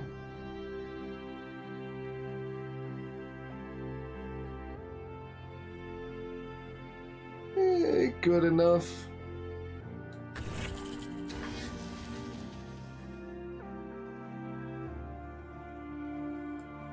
And we don't do extraneous cantripping.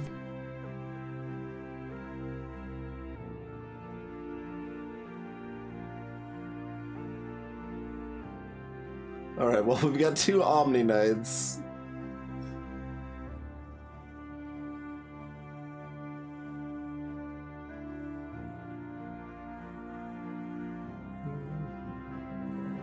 So we kill these 2, this summons, this moves, this gets knocked back.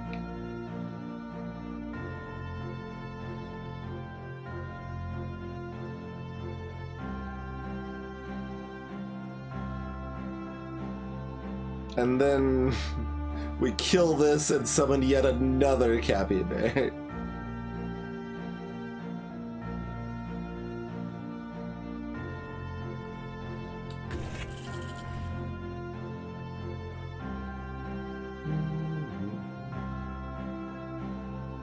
I mean, I could also just stand here if I wanted to, if I didn't want a cantrip. But, like, having another capybara is better than having the skirmisher alive. And it's not like I can keep this in my hand or anything, so... And, I mean, I could even jump back and kill one of the golems if I wanted to, I guess. Because it won't be a cantrip anymore. Oh, except it'll be the wrong way. Can we do... No. Do you want to do that instead, then, maybe? Yeah, go there instead.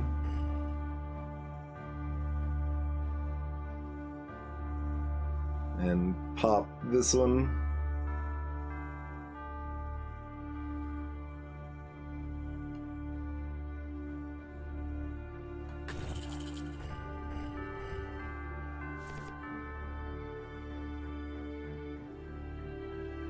And I guess we just pop these. We don't have any extra effects here. There's not really any other consideration. And we're gonna draw a thing that should generally be able to auto-kill this. Yeah.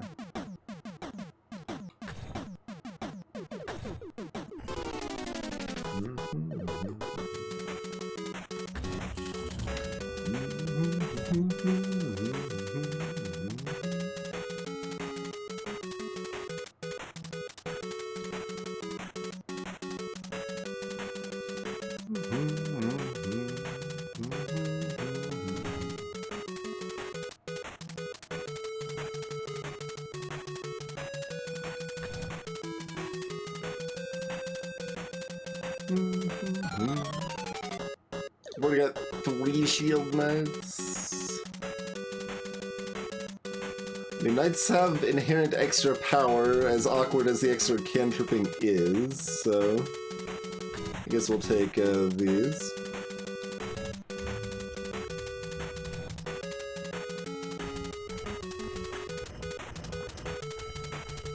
Okay, so you're the blight jerk. We would like to take you out sooner rather than later. You're immune if we are orthogonal.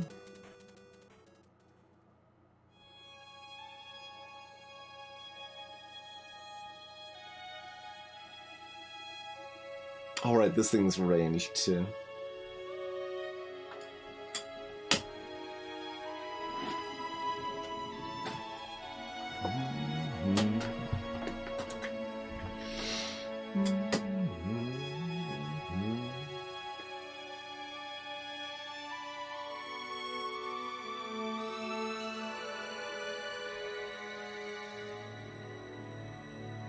So these will become immune if I jump over here, but I'll kill this, this, and this. And then I can just walk in and kill this, but I only have 1 shield, so these will both attack me because they have diagonal attacks. But taking 1 damage is fine also.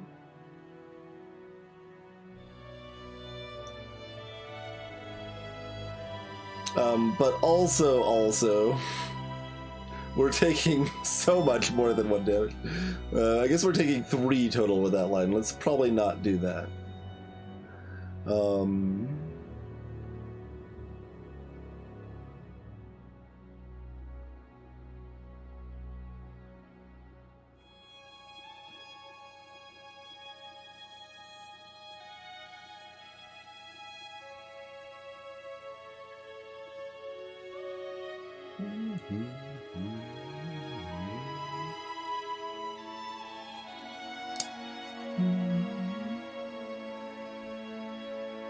Yeah, this Spark Imp is rude.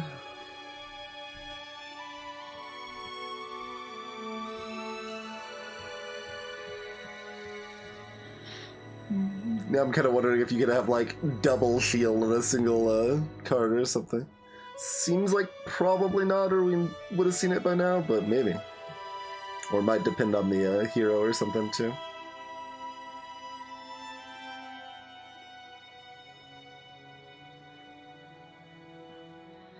I've got a We got myriad ways to kill the spewer, and we're definitely killing that, whether we're jumping over here or we're stabbing it here. I guess that's 2 ways, but you know, we could pretend that's myriad.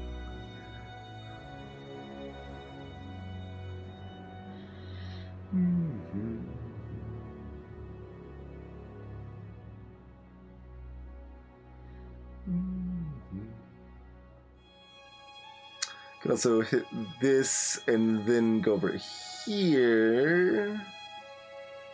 In which case, we still take 1 from this.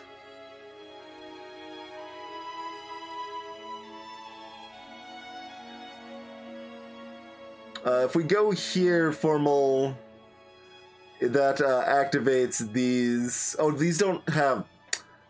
Right. They become immune. I was thinking of it right the first time and then canceled my thinking. I reverted it to the ones that damaged me. They become immune when we trigger a cantrip, which is fine. Okay, we can go back to the kill these 3 plan.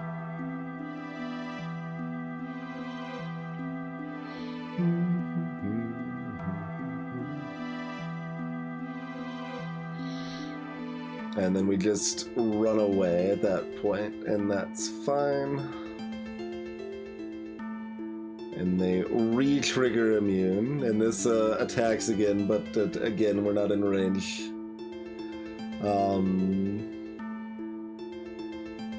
And then I guess if we draw the Omni Rook, we can kill this.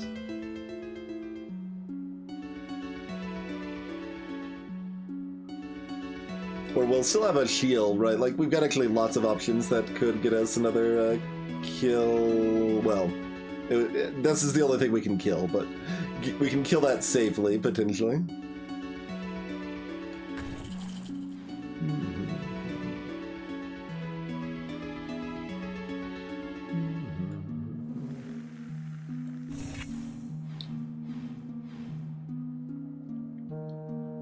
Nope.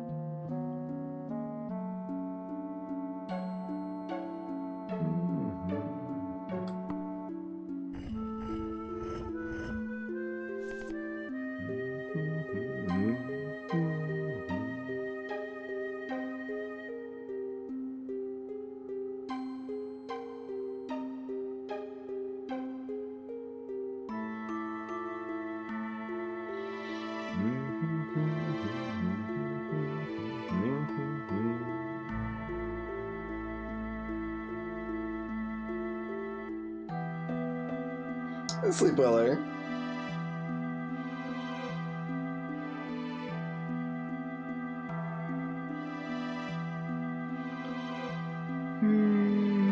Kinda slow and steady here. Can't really kill these too quickly the way they're set up, huh?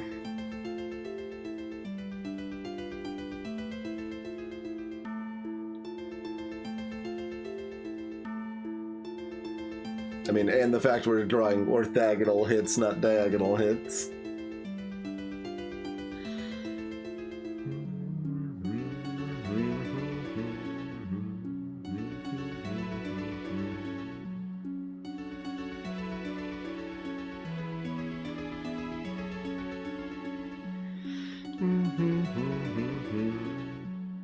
So yeah, I don't see much else to do other than this. Let's see. I think we want to be closer to these, so maybe prefer here to here. So we'll move here.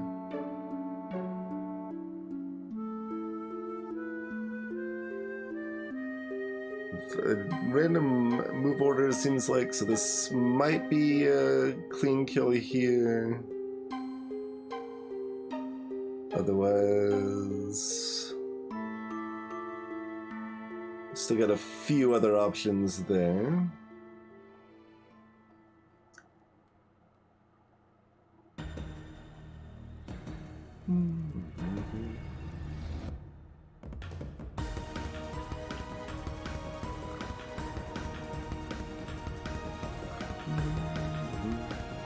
Is this any better? This goes here.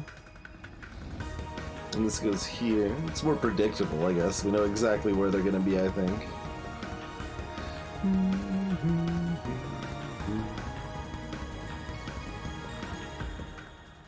Pretty similar. I think I like the potential lines here. I think it's about the same. Like, half the time it's the same and half the time it's better. Yeah, we can't kill these with orthogonal splash portal. They're immune while we're orthogonally adjacent.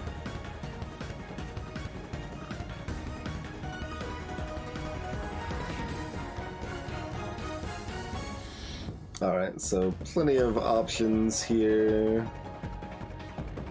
Sure.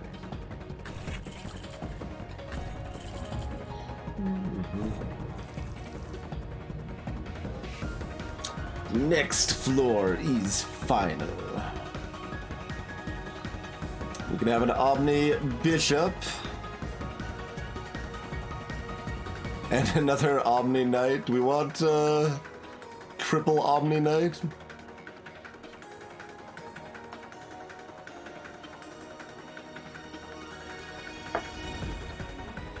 They are nice.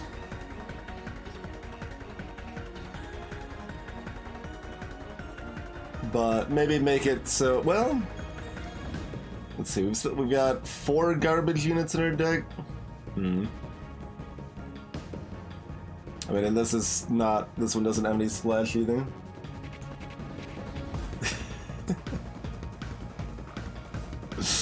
Treasures are bad.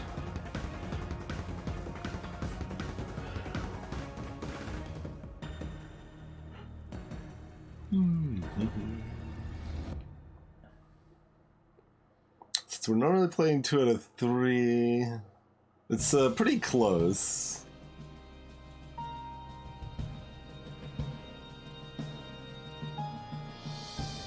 It's pretty close.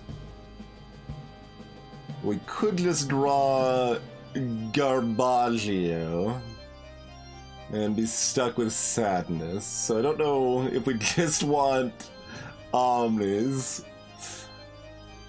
Like, do we want to play Mad Catter or Mordred? I mean, we all know the answer is Mad Catter. Easy.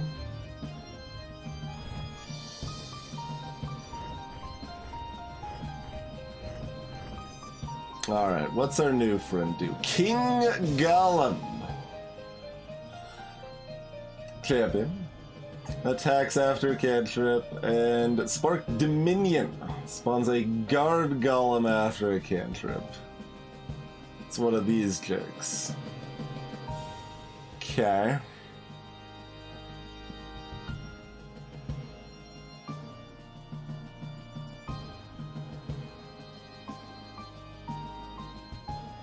Well, I guess we're killing 4 things and going from there. Yeah, that doesn't attack me there. Oh, what's its attack pattern? Everything but the straights. Yeah. Oh, and it attacks, but we have it 1 shield. Oh, but we're popping 2 of these. So that line does do us a damage.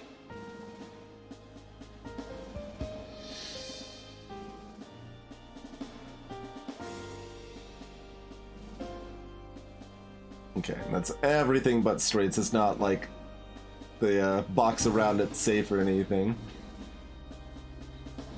So if we go over here, then this is also attacking us. That's even worse.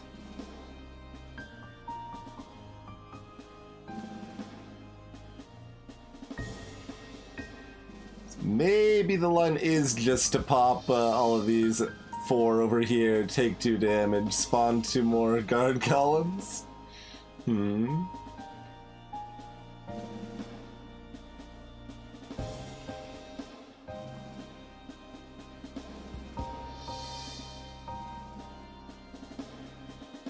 Let's see, what about this spot here?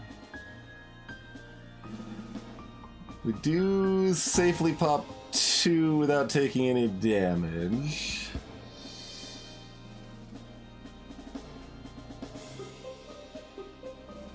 Which is fine.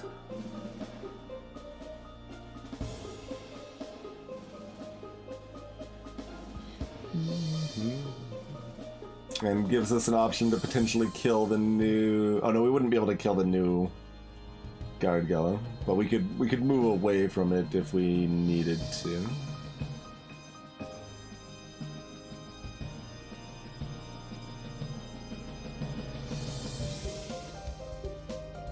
So we aren't getting a new draw from this, but we'll have better cards next turn. Yeah.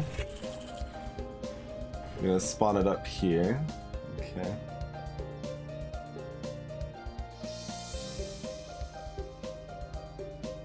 Oh right, this thing's ranged too. But we have 1 shield. Would I rather be here or here? I would probably rather be here. Like here, my knight's move, I've only got 2 knight's moves. I guess I've only got 3 here, but...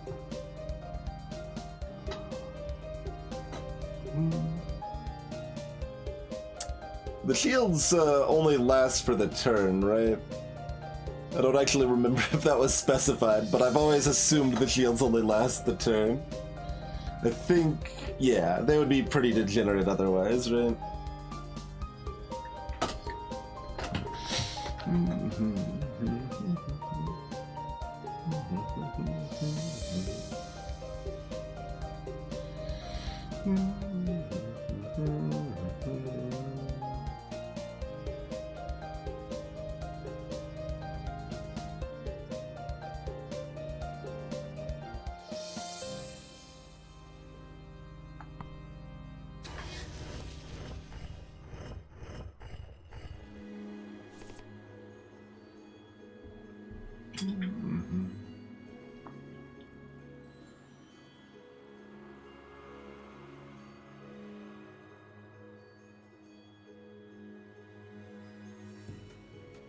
Alright, that looks pretty good. Pop these 4, summon 2 more stupid guard golems.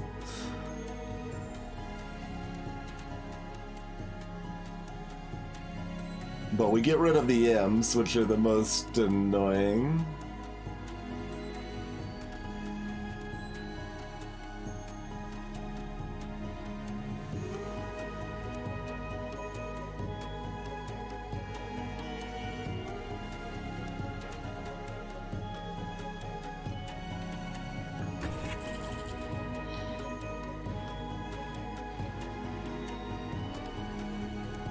Okay, I was wondering on these if they would get the ageless immunity or not. Apparently they do. In fact...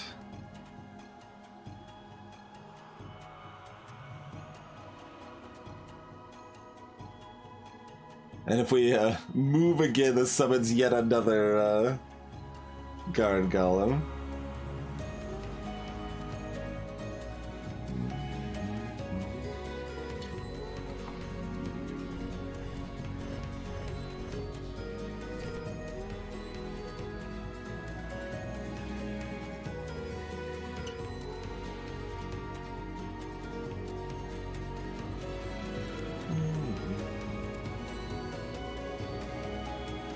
This knight is garbage on this board. It's basically a vanilla knight, although I could potentially finish this off with it, I guess.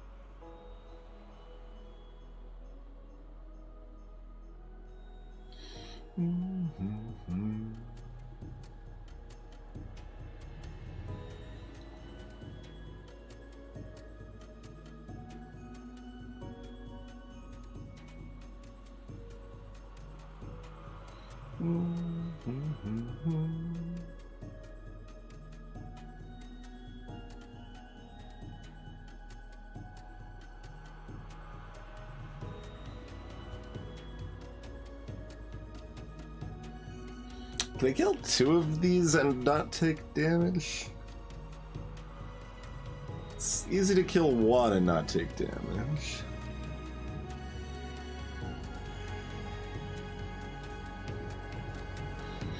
But they're very resistant to the cards we have here.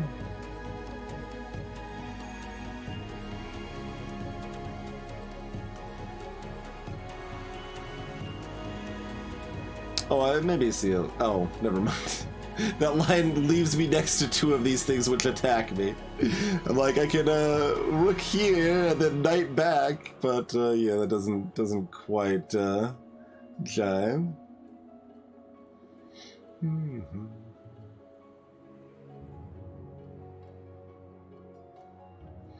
Mm-hmm.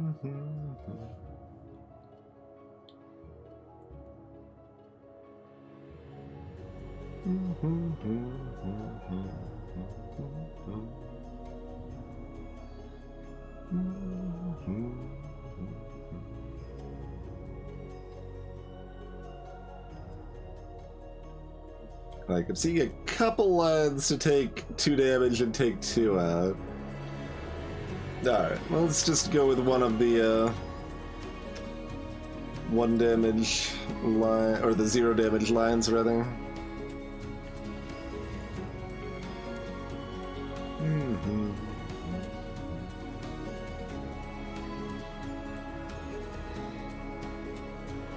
Which 0 damage line would we like? Doesn't even seem to be that many of them, but...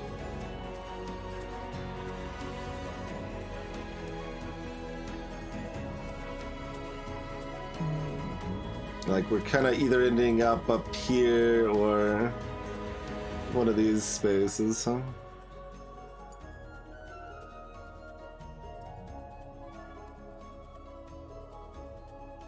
I feel a little more trapped up here, so I guess we'll go down here.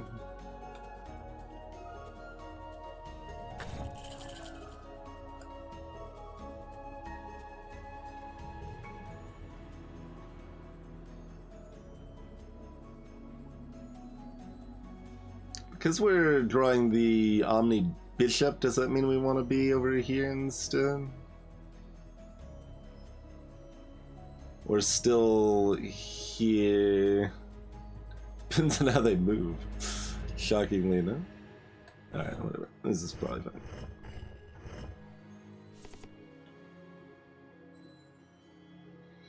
Mm-hmm. Pop, pop. And then pop.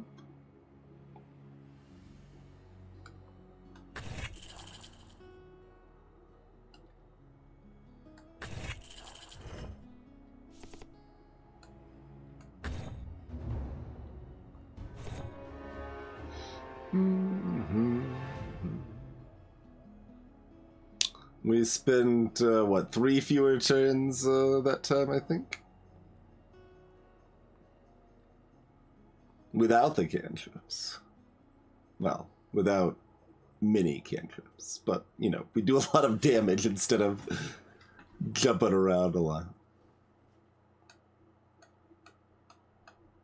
Oh.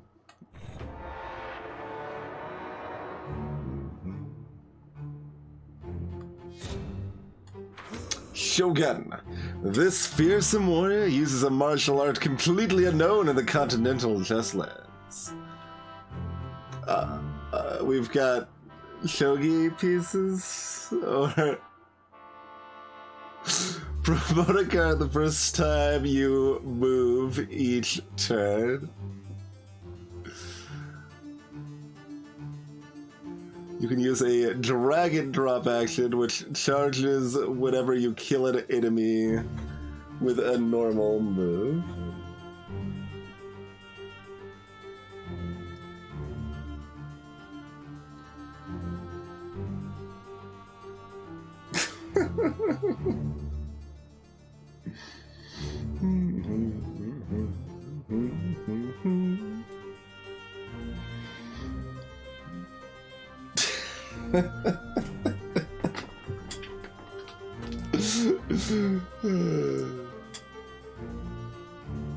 That is definitely a way to go with it. It's definitely a way to go with it. It's pretty clever.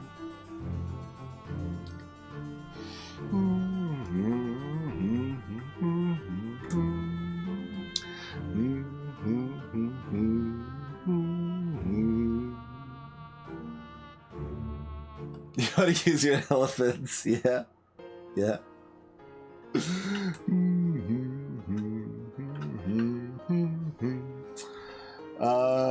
Let's see. So it's break time. Do we want to do one run of Shogun first? I guess people probably want to see how Shogun works at this point, right? So I guess we'll probably do one Shogun and then switch over to a different game. And that'll be my plan, and we'll see where to go from there. Sleep well, Formal. I know, right, Sir Vance? Madness. I guess you can casually vote in chat. I would just put up a straw poll, but I imagine straw poll is still broken. I don't trust it anymore. It doesn't seem worth doing like a star poll for it, but I guess there's only two options. I can always use a Twitch poll, I suppose. I got a thing for that, right? Yeah, alright. Manage poll. What do?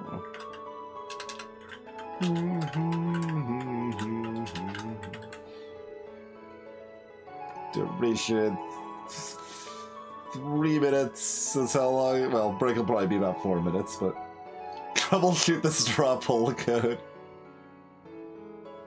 Oh man, I could even enable options for you to buy extra votes. Oh man. Sure.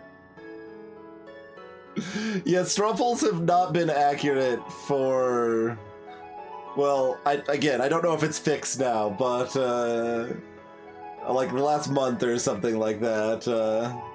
I kind of assumed it was just a temporary thing, but we tried it again and it still was broken. Maybe it's even longer. Actually, it's probably longer than that, right? Because Storybook Brawl has warped sense of time, and like when we last ran polls, it's probably been like 2 to 3 months actually, but...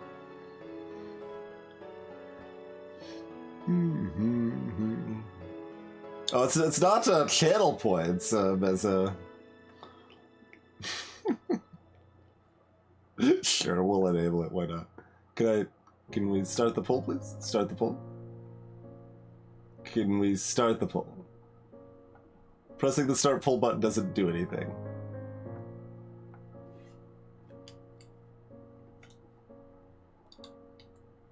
Why does pressing the start poll button do nothing? Was there a poll started? And it just doesn't... It pretends there hasn't been? Or is it just... Or are the Twitch polls broken too? Yeah, it wasn't just that though, Dragona. It was just flat wrong. No, the buying the points is from bits, Dragona, not from channel points. But I could try turning it off and see if it works. I did make it work. Did I pay Twitch? I need to pay Twitch to promote my polls, pay Twitch to promote the stream. It's... okay. Anyway, vote if we want to do a little bit more of this or switch to another game. We're going to be back in a few minutes. I do thank you all for watching, and we'll see you shortly, everybody.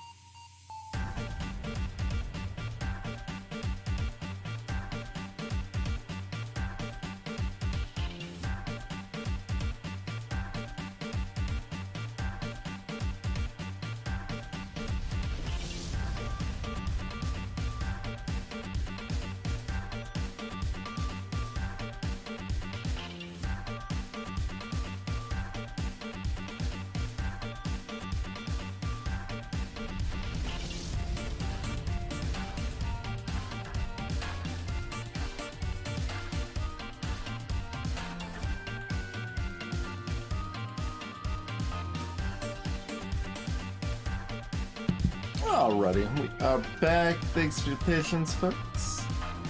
Looks like we're moving on to Shogun. I guess moving on sounds like we're doing a different game. We're trying Shogun. And greetings, by the way, Nick. Promote a card the first time you move each turn.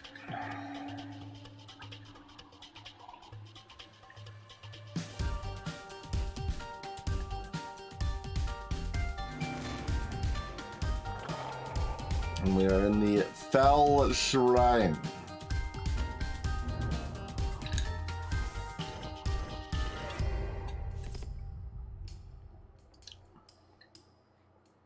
It briefly looked like it was trying to tell us how drag and drops worked, and I didn't click anything, and then it just went away.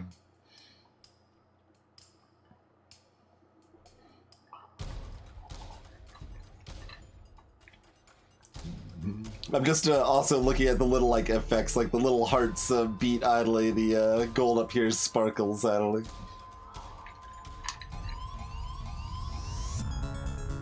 Alright.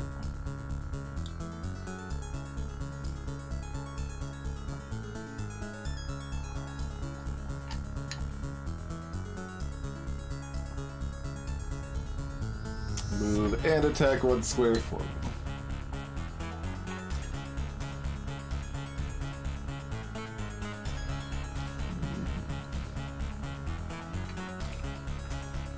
And promotes to a dragon horse.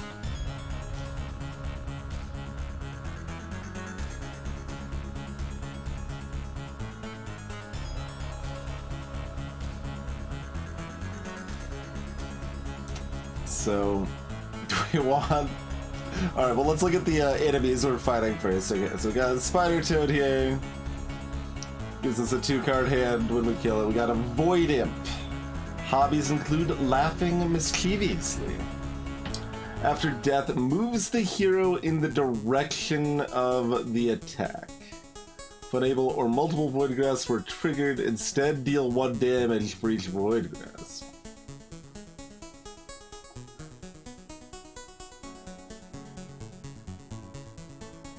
So it moves you back or forward? I guess forward, based on previous phrasing.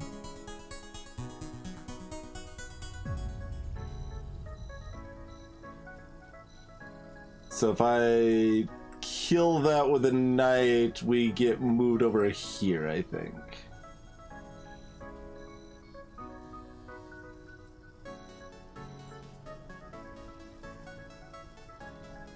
Oh, here's the dragon drop hover, okay. Spend a move and consume all charges to trigger applicable effects.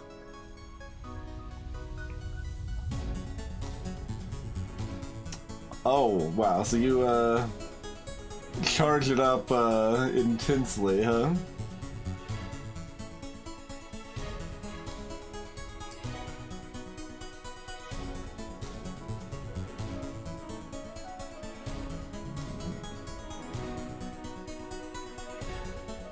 So you can also just, you can always just drag and drop to shield in place and promote. Interesting.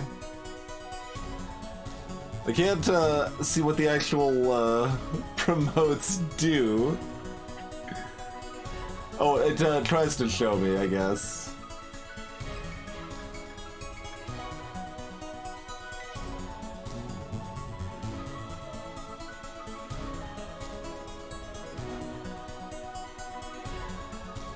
That looks like a bishop plus a king.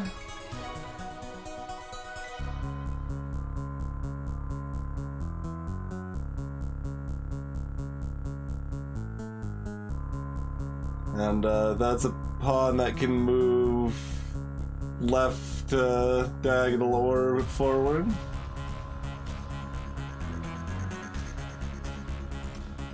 And knight. Promoted knight has the same symbol, but do we think that's the same sort of thing? Like if I'm here, promoted knight can probably do all 6 of these, like a warhammer.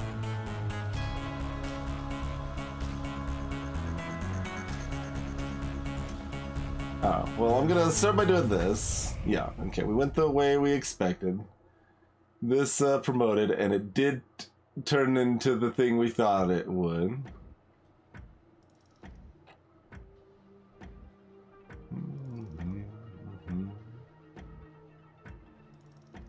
And I guess it probably stays promoted.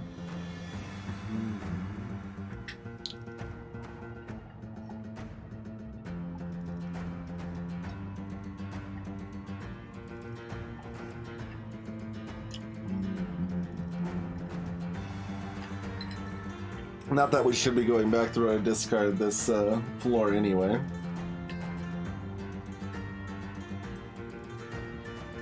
And if I use this, I can't then use this because it's also cost to move, yeah.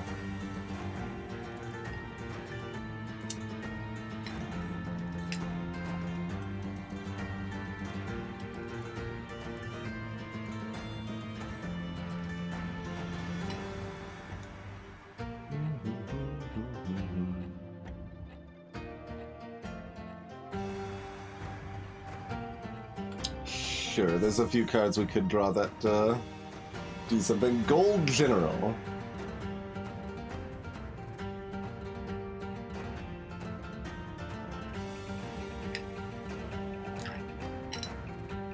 Okay, so that's our, what I theorized the, oh no, this can go backwards too though.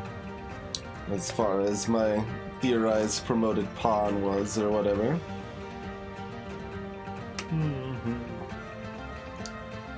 Can't really do anything with. Oh wait, I can use this now. That's true. And then this will shoot me over here. Sure.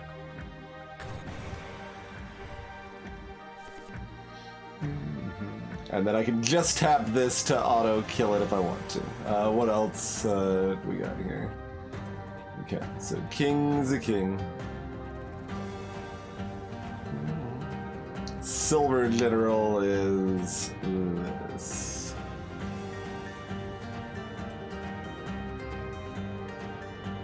Sure.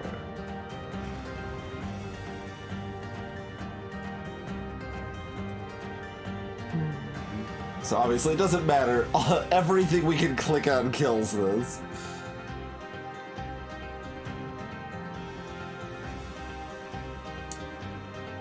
Wait, so the promoted silver loses the backwards diagonals? Weird.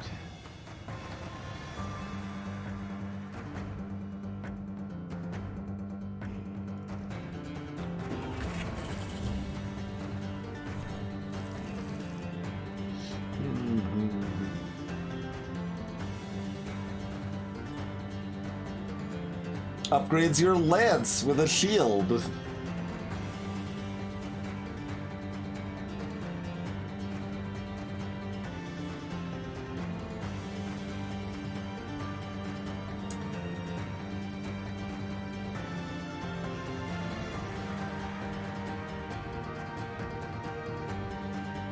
No, it looked like it promoted to a promoted Silver General, but...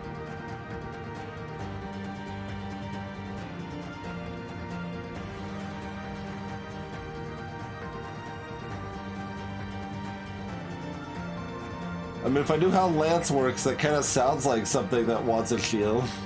Is that just any number of spaces forward? Kinda, it looks like it, huh? But like, if it could go through multiple enemies, then even more exciting. But maybe just get a cantrip on the night and call it good because cantrip.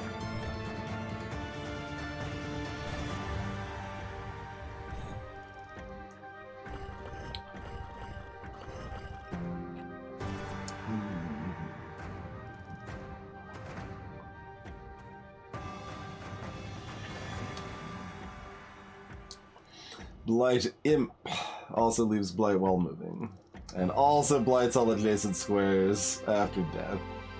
So much Blight!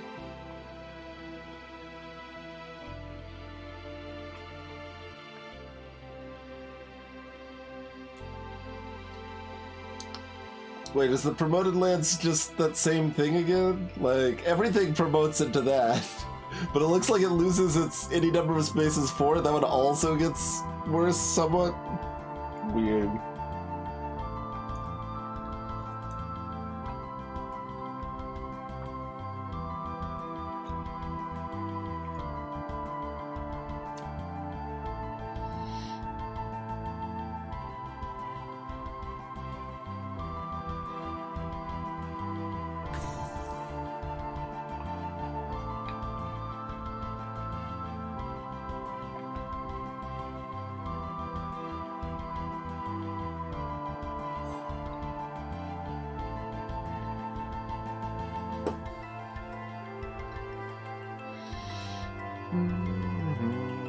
I mean,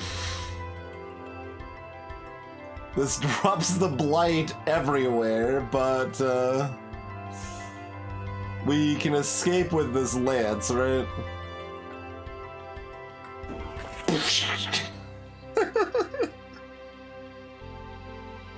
Wait, it promoted it! I can't escape anymore!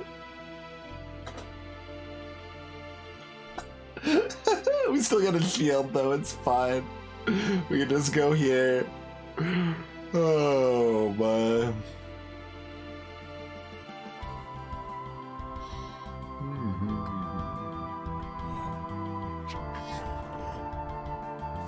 Oh, these are, I didn't even see these were ranged. I should have looked at that, but it's kind of very hard to go backwards.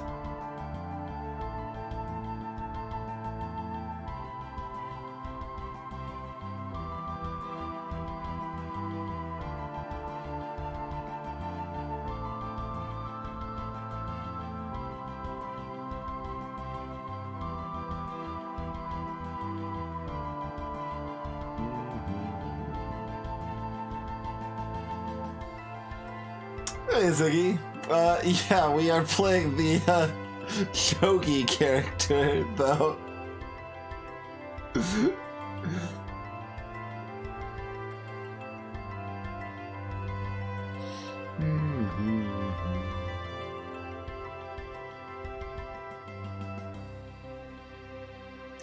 So, like, I think at least one of these moves lets us move backwards.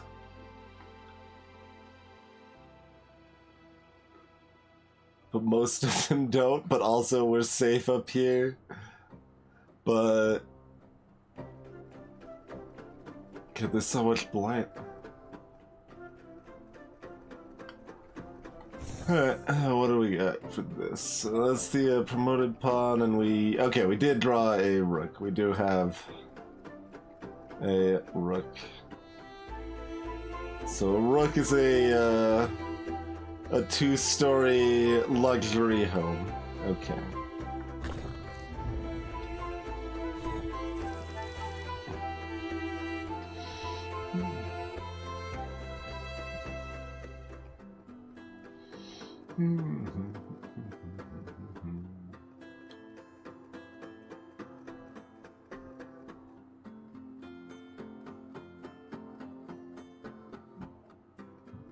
I don't think I want to add splash to my, like, the pawns are so bad here, right?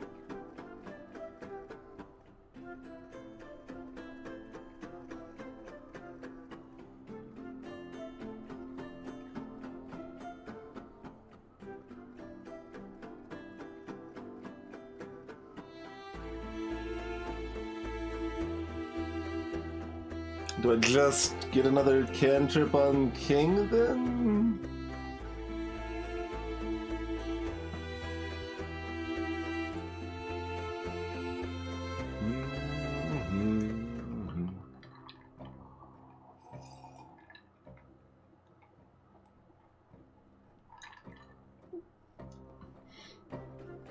I mean, promoted pods are still kind of bad, but I guess like it's the same promotion everything gets almost, so it's weird.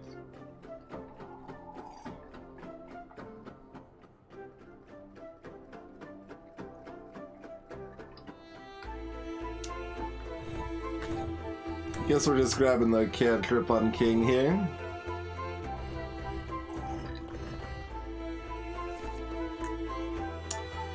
this doesn't look very pleasant. Alright, so Goblin Blightbear. Got a champion matron. That's just gonna leave blight all over the place when it's moving. And we've got a goblin cultist. Okay, so that has the move me afterwards effect.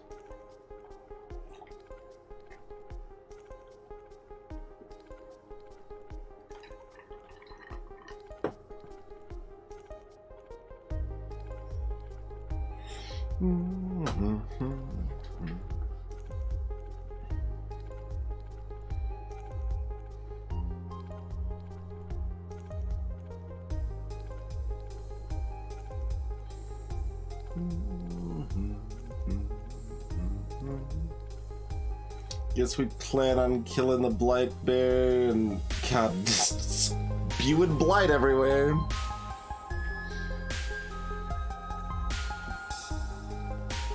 Okay, and their attack pattern's adjacent for the cultist, full adjacent.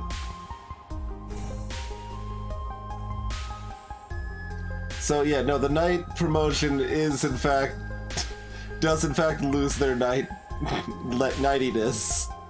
What's up with all these promotions that remove your... It's weird, man.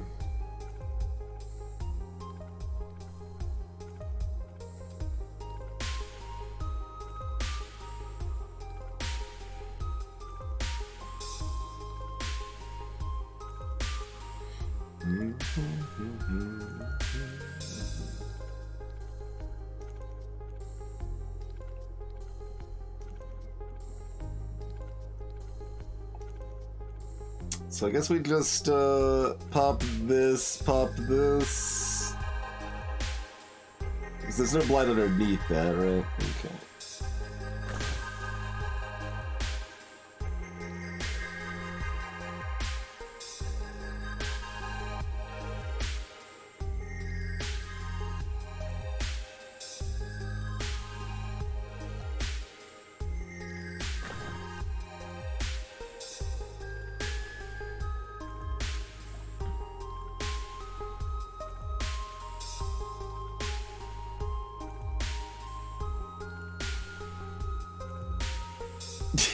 Yeah, something like that, Angela.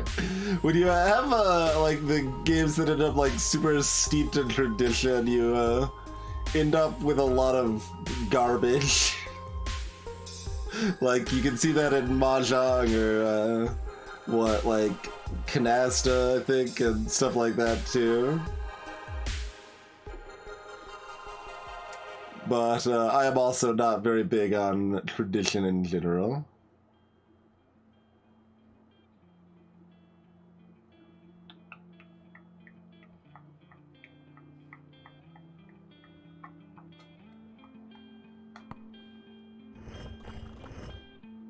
Oh, you, right, they do move twice. Should probably say that in its description that it moves twice, but... didn't really appreciate that you kind of blocked off my movement there, friendo.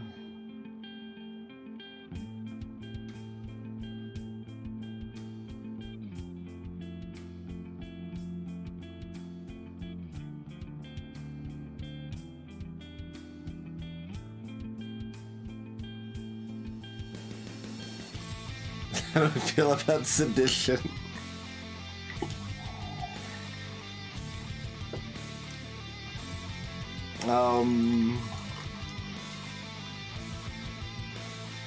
Probably reasonably pro-sedition.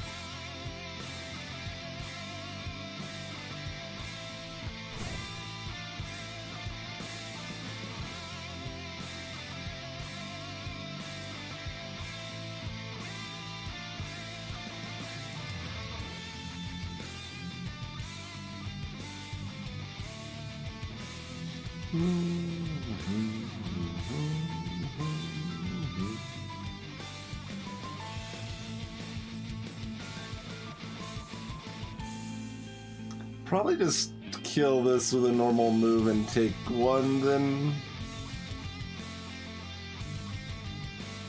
And like look to pop all the blight sacks with this afterwards.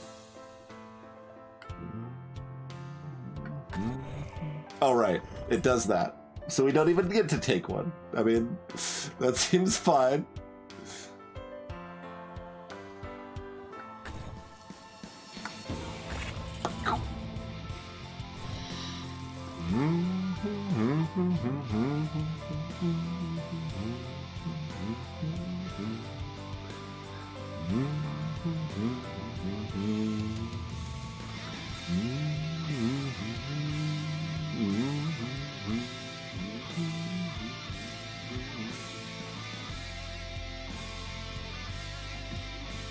Maybe we don't spend all of our money this time. We want this.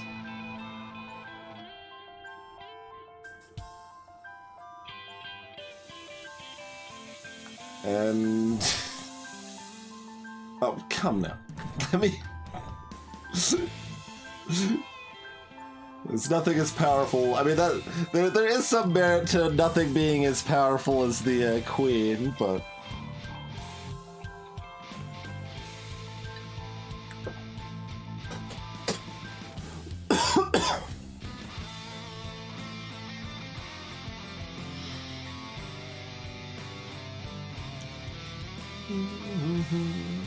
I don't know. I know they get promoted pretty easily, but just the pawns that can straight up only move forward feels so bad.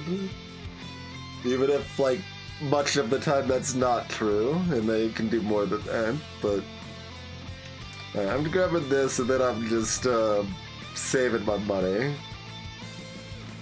Oh, also I've only got 5, and I thought I had 7. I couldn't math anyway, apparently.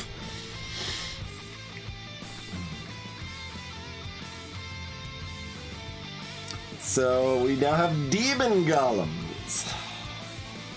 Immune while orthogonal, and it void grasps, and it spark surges. Yeah.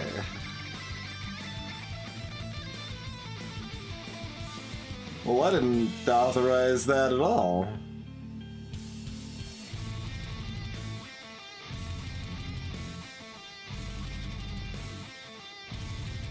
Don't have any of our knights.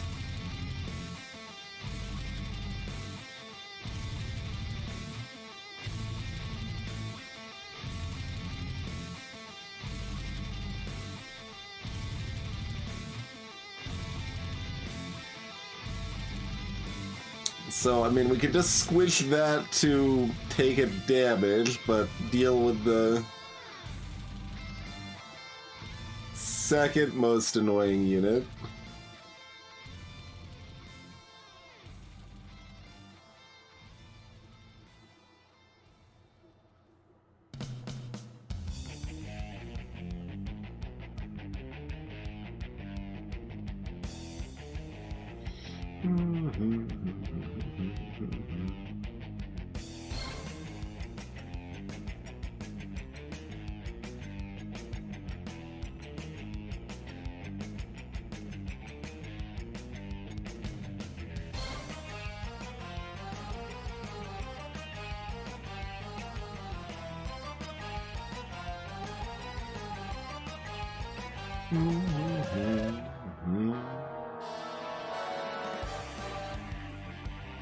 And then, so I mean, I can just take a damage doing that. What's your targeting? Okay.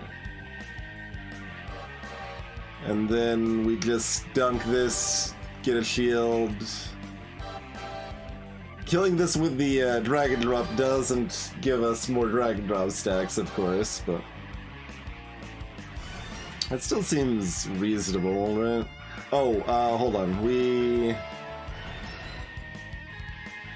take 2, not 1. So we would actually be down 2 health overall instead of 1 because of the Void Grasp.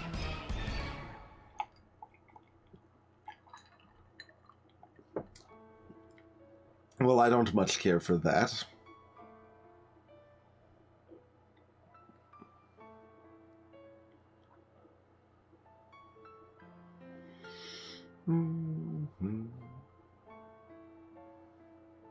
So maybe we just run over here and kill that, and that's our whole turn. And that's fine. Although then we're kind of trapped. I mean, we've got like 2 knights, I think. Yeah, we got 2 knights. I mean, these only move 1. This should only move 1. So I guess we have some lines out. And we do have a stack of this in that situation.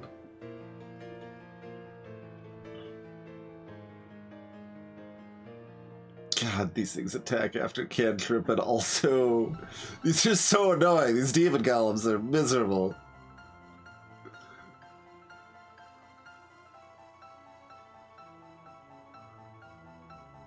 Like, okay, maybe the answer is to kill this, take a damage, and then kill this. But, oh, if we kill it from there, then it flings us into the wall and we take another damage.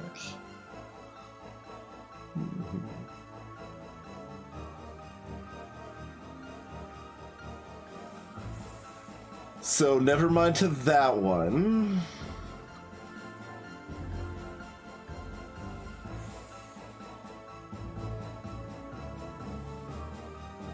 Okay, I think this maybe works, so we could just lance up here, we take a damage, we king over here, it'll kill this and this, and then we get shot over... What's the timing on that? Like, it lists Void Grasp first, so should I assume that means it happens first? But lance here and then king over here.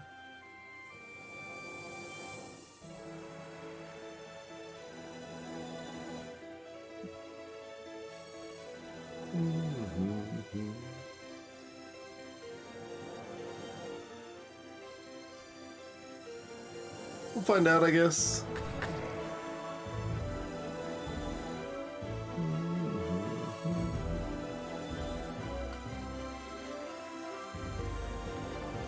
Okay, it's showing the electric on the move. So that implies that it does not work favorably.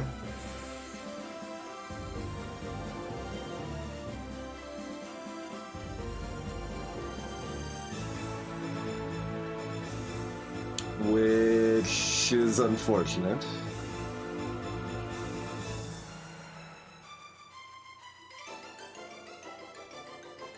And I guess that just means we run away.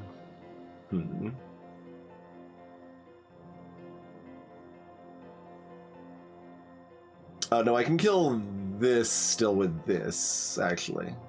Yeah, because that'll fling me over here and then we'll be safe on that front.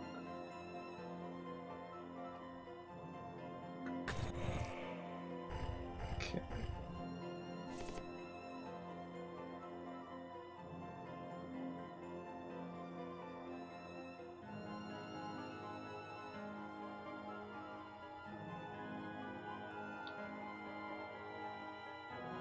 Right, the knights only move forward.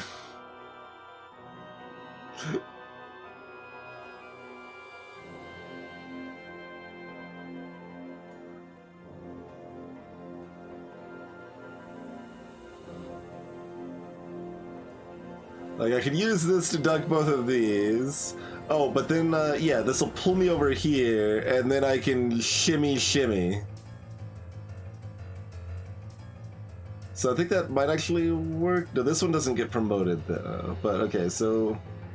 One action...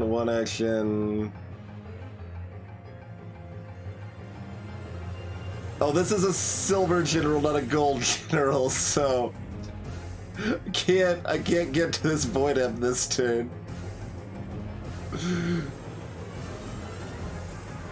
Wait, what if I do this? If I kill this? Oh, then it's gonna fling me over here.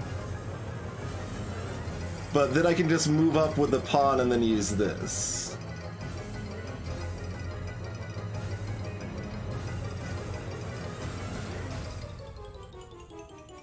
Okay, I think that works. Oop.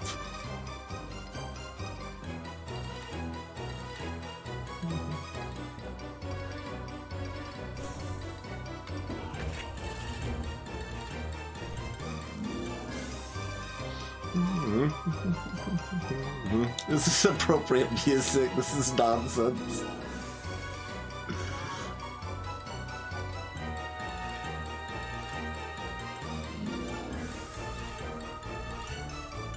So we only got the one bishop. Oh.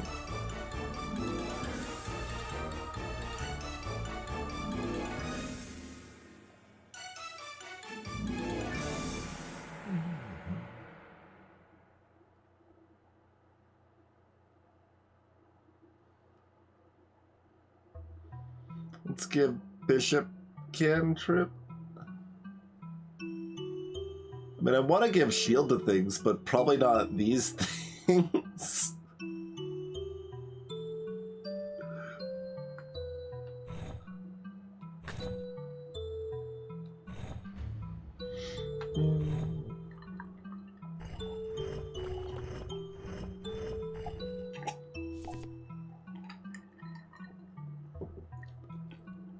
Alright, this is all miserable.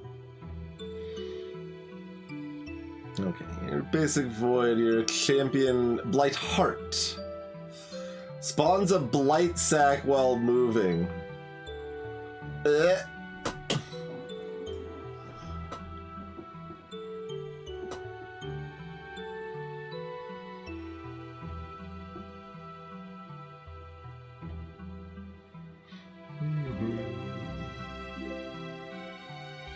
I'm especially afraid of seeing this make a comeback in 2 floors. It sounds like regular terrifying right now, but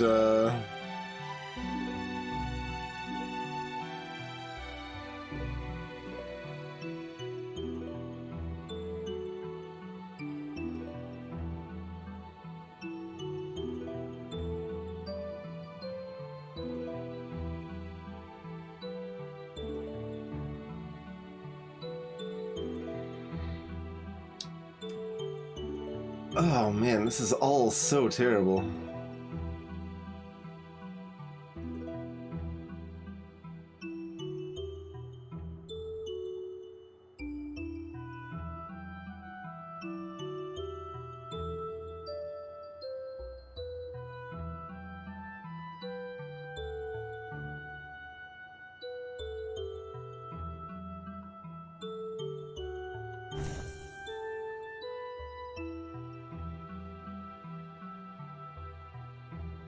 Oh, this was the new card drawn, and that was the promoted one. Yeah, that makes sense.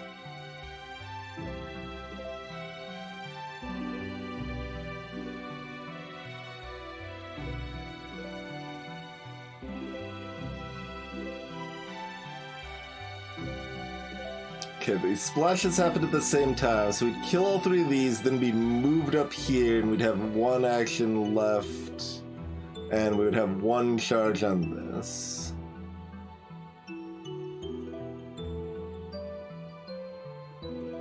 This would let us move sideways. We can move somewhere where we take only 1 damage. Oh, the Blightheart doesn't actually attack, though? Okay, the Blightheart doesn't actually attack. Cool. So we move up, pop these, then just kill this. And, you know, I'll be completely surrounded in blight at the top of the map where we can't move very well, but we can deal with that problem in the future.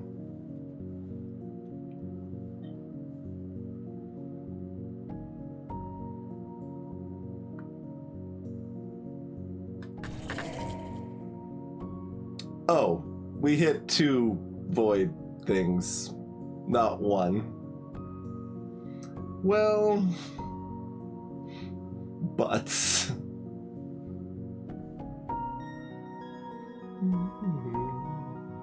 I mean, we can still just kill this, so that's fine. Just kind of thought we were gonna be 2 health higher than we are. I would prefer that.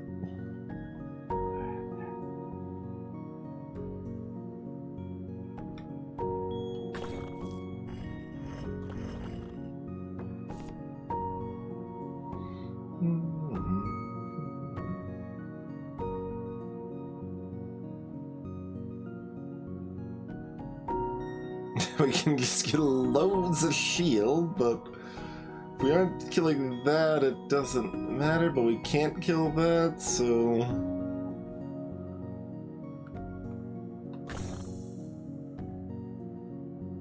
Alright, we can escape with this.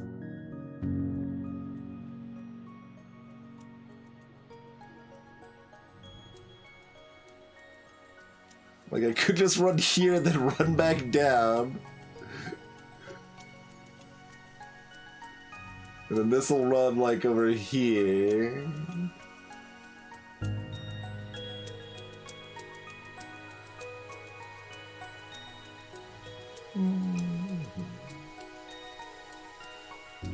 There's so much blight, it's all gotta be so terrible.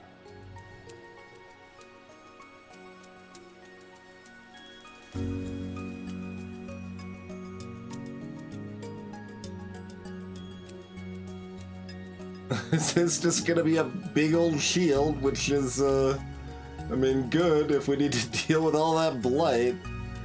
I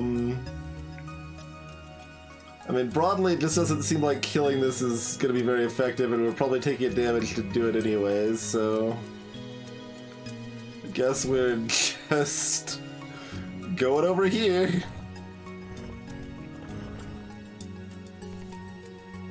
Oh, you're gonna move like that, huh? We getting Comcasted here? Everything went gray and it'll come back in a few seconds.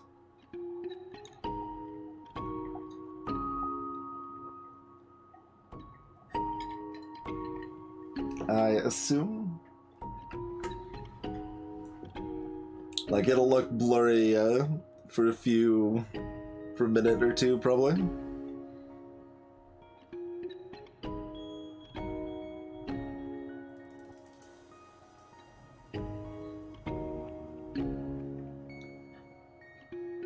Okay, so we could move down and that kills this. And then there's blight everywhere. And then we can zip over here and kill that, and then there's blight everywhere. Then we can kill that and there's blight everywhere, and then we just win. Okay. Seems good. Do y'all know that cantrips... Wait, did they... Okay. I was gonna say, if they removed my movement with the promotions being not just promotions and often demotions is, very awkward for sure.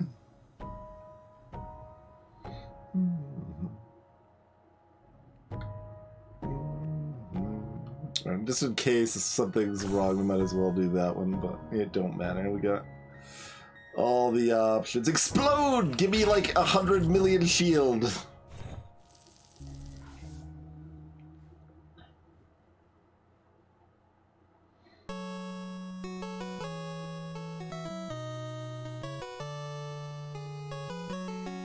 Cardinal Splash and the Silver General's pretty good. I get shield too. That is good. Adding diagonal to that is good.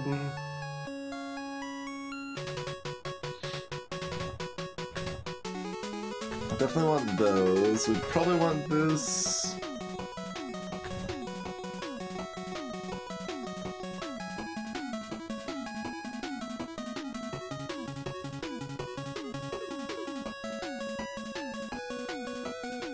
I think we'll save our money in case I need a heart or...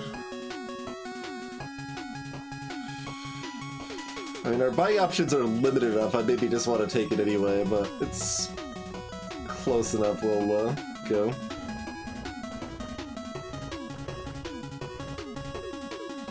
Oh, good. 2 more of these demon guys, and we got a matron.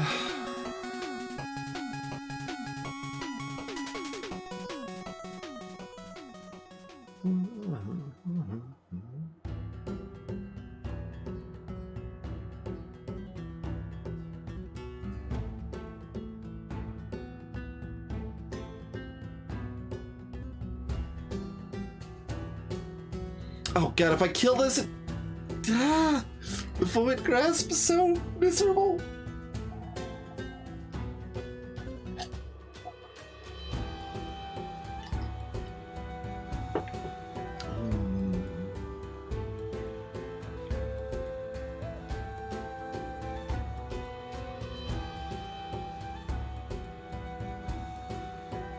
So I could move left. Cantrip effect triggers first. Wait. Yeah, so if I do this, yeah. So we do actually get zapped immediately.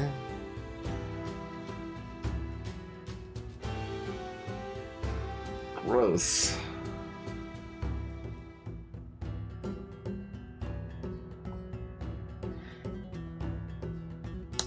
Oh, you're right. If I do that one instead.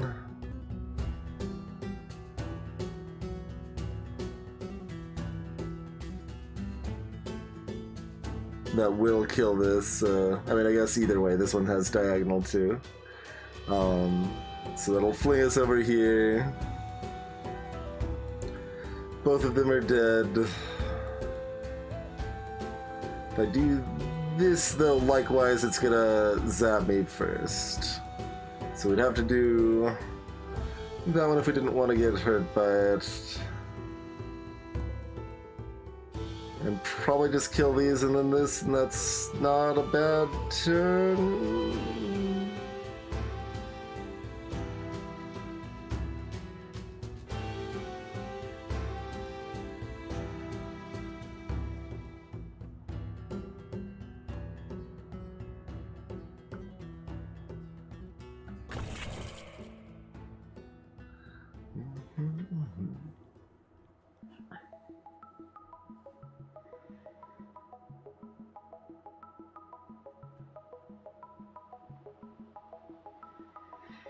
Doesn't particularly matter either way what we use.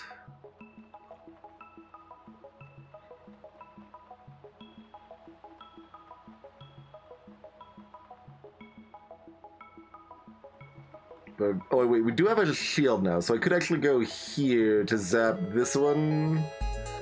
And that brings us over here.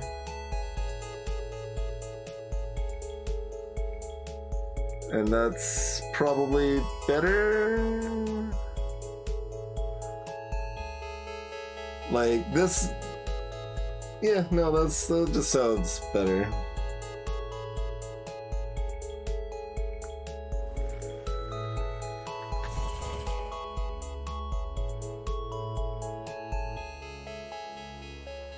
Wait, why didn't that do a damage to me? I thought the cantrip counterattack happened first.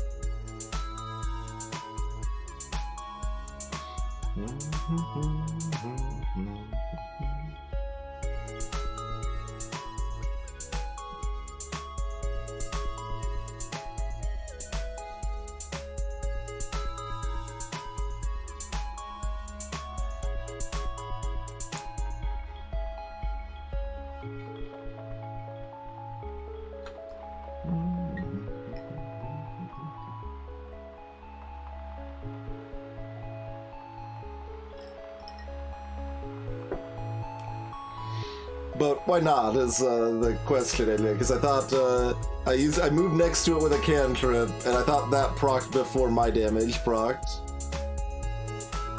Do I just have the ordering still wrong? It'd be nice if there was an ordering reference in the game, for sure.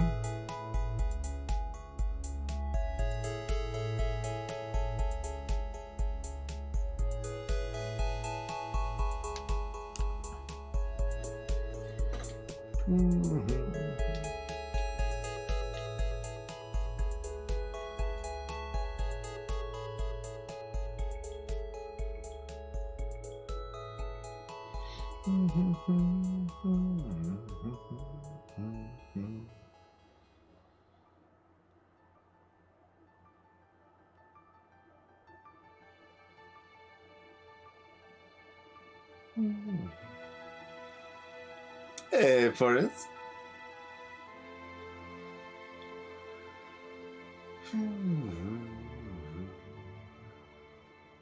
We do get a cantrip off of that too, huh? Interesting.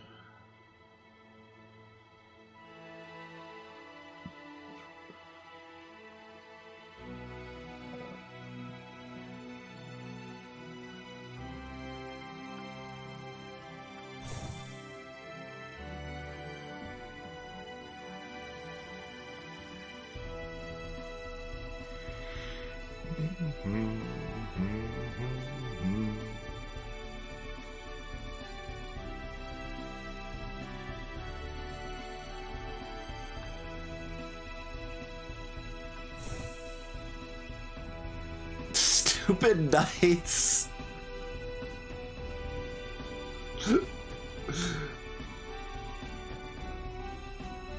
Alright, that's fine. Well, there are 2 voids, I think, but we had shield, so it was fine. Right, I was thinking there was only 1 void again, but...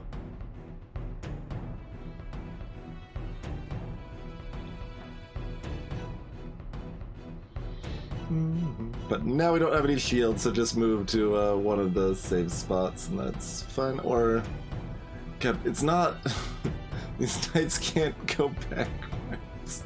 Also, this is a promoted knight, aka Gold General. Everything's just a friggin' Gold General.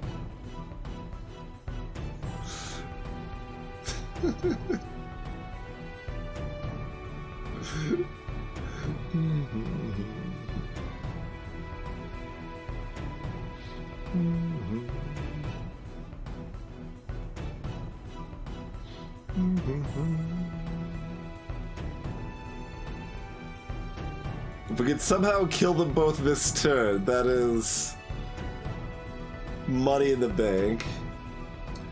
The promotion, the first time I move, yeah. First time I move each turn, we promote our rightmost card.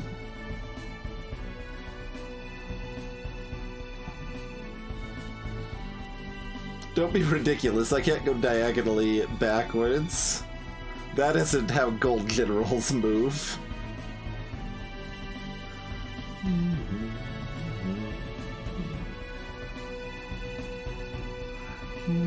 Right, this also promotes, yep.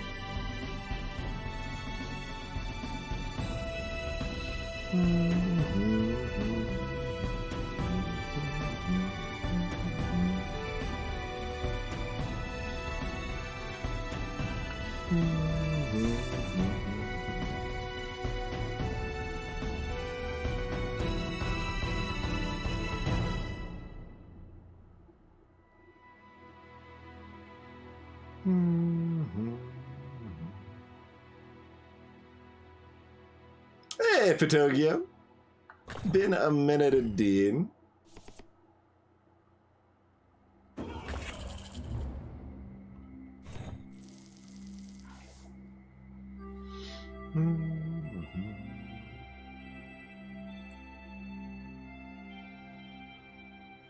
We could make an Omni Silver General. The movement on all these units sucks, so making them Omnis... Like, this knight, I hate this knight. Like, it's worse than a pawn, kind of. It's, Pinocchio. I've been really enjoying it, as you might have seen, but certainly my stream is not especially known for competitive multiplayer games, so...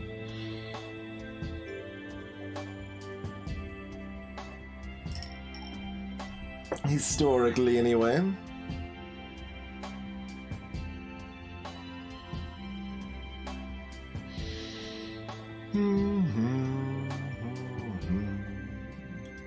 Alright, well apparently it's just gonna always offer me a stupid pot upgrade every time.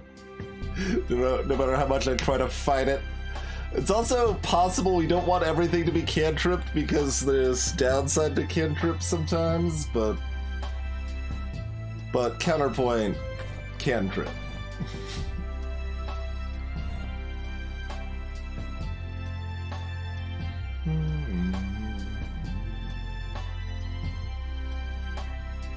You just fear the name. It's a competitive multiplayer auto battler, so in the same vein as like Hearthstone Battlegrounds, Teamfight Tactics, Auto Chess, that sort of stuff. Lots of interesting decisions, fairly short match time, not too unreasonable monetization scheme.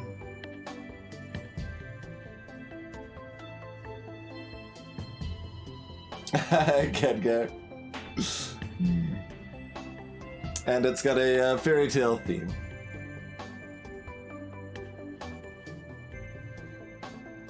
Night is so bad. I think we just take the other two. But like, Cardinal Splash and my Silver General ain't that great either, but yeah, we can have it Omni. We can have it Omni.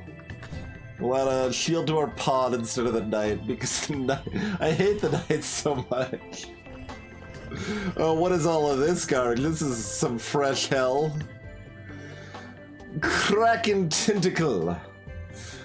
Immune while we're orthagly adjacent, leaves blight while moving, and has Void Grasp. Great. Deep Tear spawns a Kraken Tentacle on an empty adjacent square the first time each turn an enemy unit dies. Oh, good. Good. And a Goblin Blight Bearer as well, sure. I never played Scrolls, Boreas, no.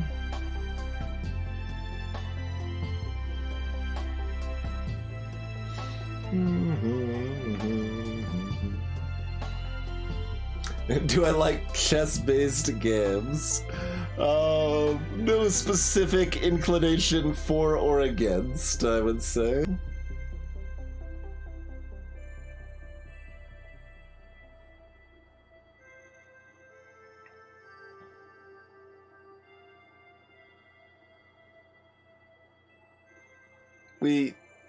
We're literally stuck.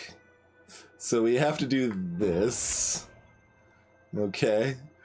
I was like, wait, why does it say stuck here? Oh, because literally all of our cards just move forward. Alright. And these just fling me around all the time.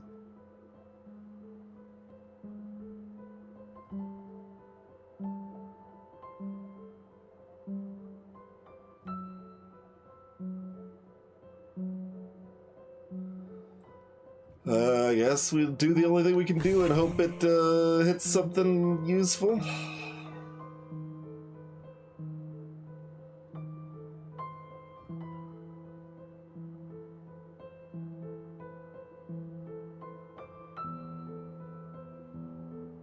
Oh, this is not a cantrip. We got 2 shield already though?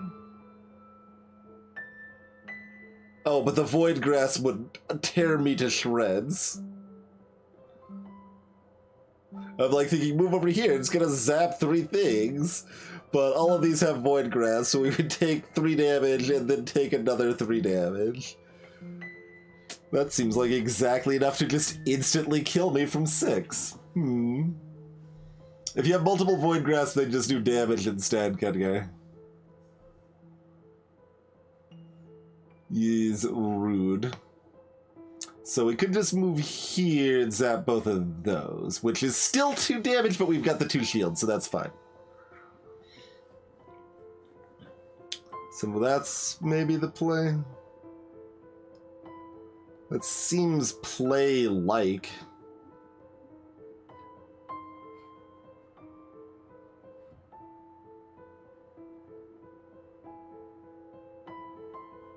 Unless I want to move in that direction with cantrip stuff and see if I can do anything different, but...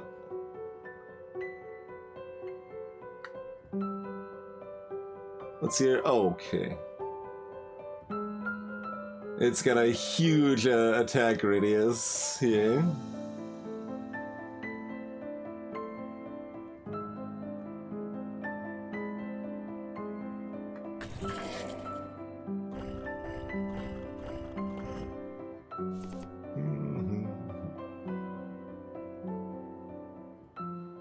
Okay, this thing doesn't have a Void Grasp.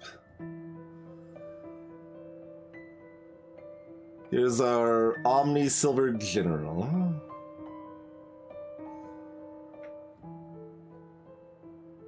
So we got a bishop and a pawn.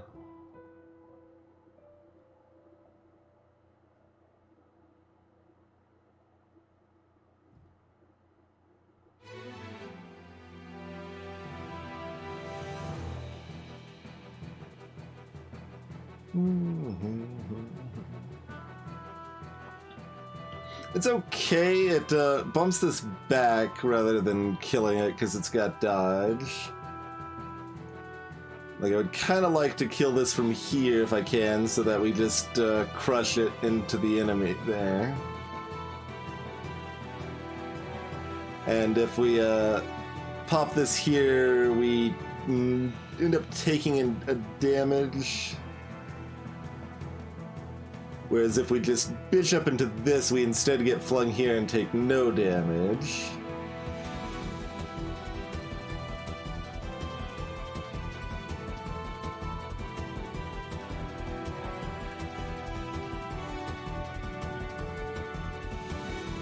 And then we can crush this by moving into here.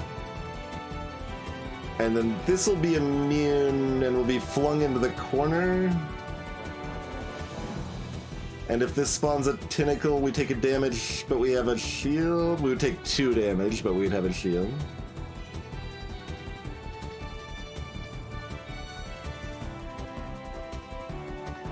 This resembles the thing I want to do. Okay, this spawned up here.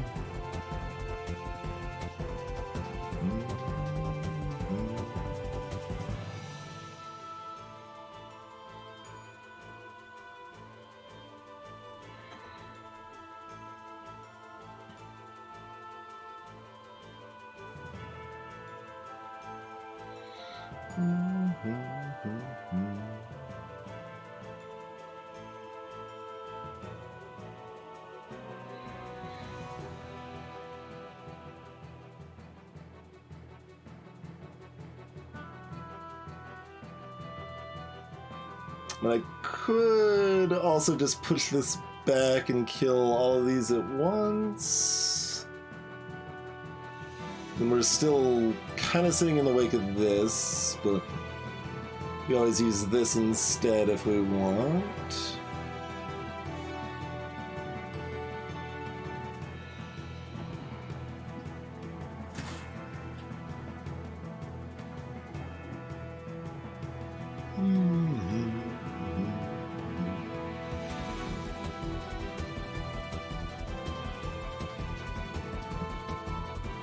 So, really, lots of options that are all at least pretty reasonable.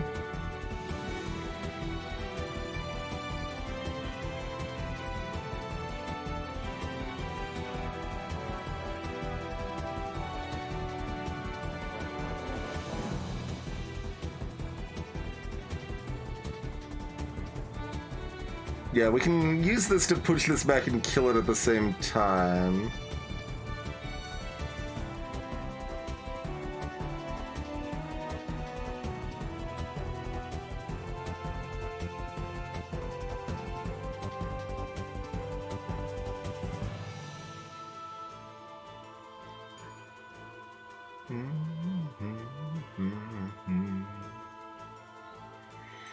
That leaves us with one action left. Oh wait, if I do this first, I get pulled over here. Which is still fine, it basically works out the same. We then dunk this, we then get pulled here. That all seems good to me. Like, we're probably not going to be able to kill this turn. Being all rude in the corner there.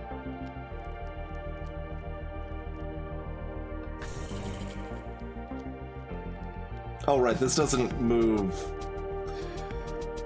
It's not promoted, so it doesn't move just to the left, does it? That would be too sensical. Okay. That's still fine.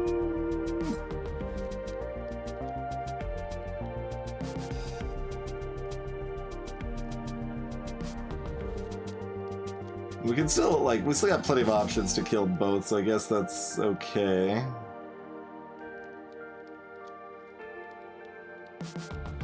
I'm now wondering if we do want to try to kill this, though.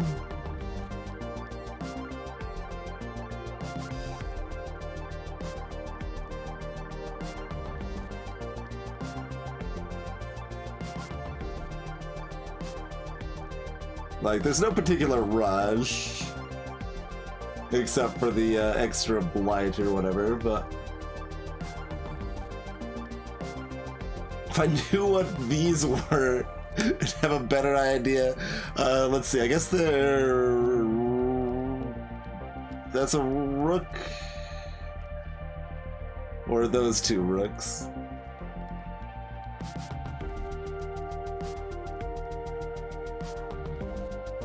Oh god, yeah, like we've got like two knights and a rook or something, maybe?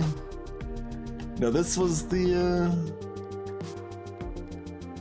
I made an association with this card, but I forgot what the association was, so I guess it's not a very helpful association.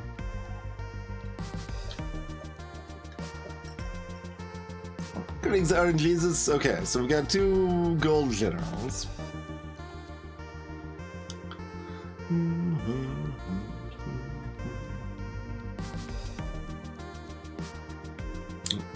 Which can move, which is a king that can't go backwards and to the backwards diagonal, rather.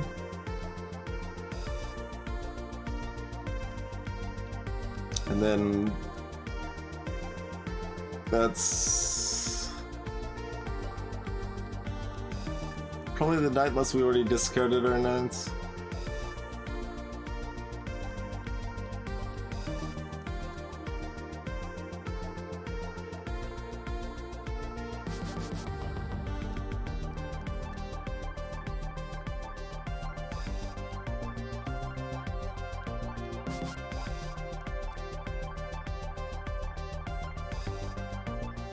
Oh right, if I go up and kill this, it's gonna pull me into the corner. So I won't be able to exit out. But if I kill this from the right spot, I could potentially knight to here. And then do a little shimmy and get slammed into the wall.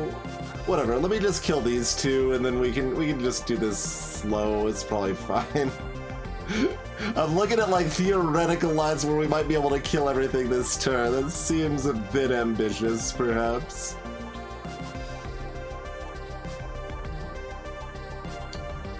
So we can just do, oh yeah, okay, there's the knight. The knight's real bad, so maybe just use it when it actually does something.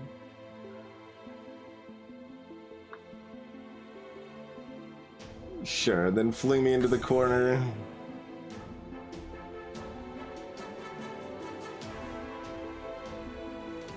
And then we'll dunk you.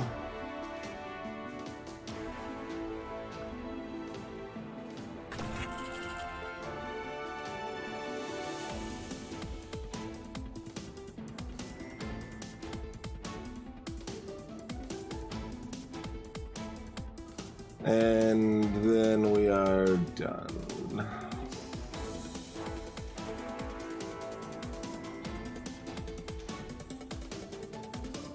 So we go there, we've got one shield. This cycles out the garbage from our hand.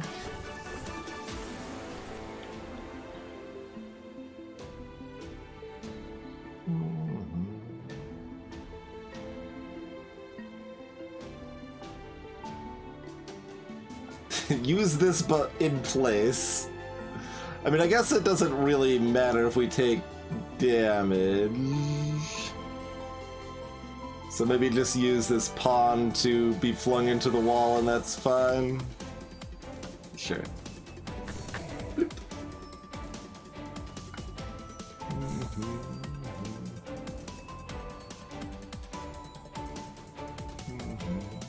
Oh, whoops. I was thinking that I could kill both of these at once, but I can't, but that's fine. Yeah, sure. Whee! Pwah!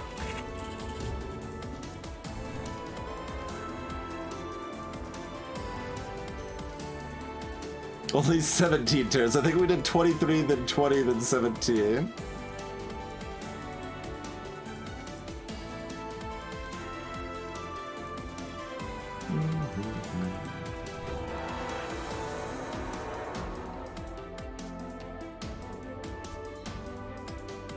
No, Kedgar. So you have to do these on each hero? Gross. So the meta progression's garbage, as it often is.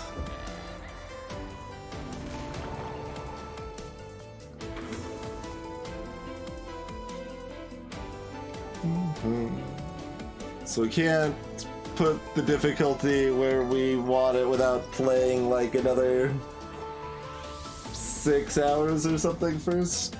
Maybe more? Probably more, actually.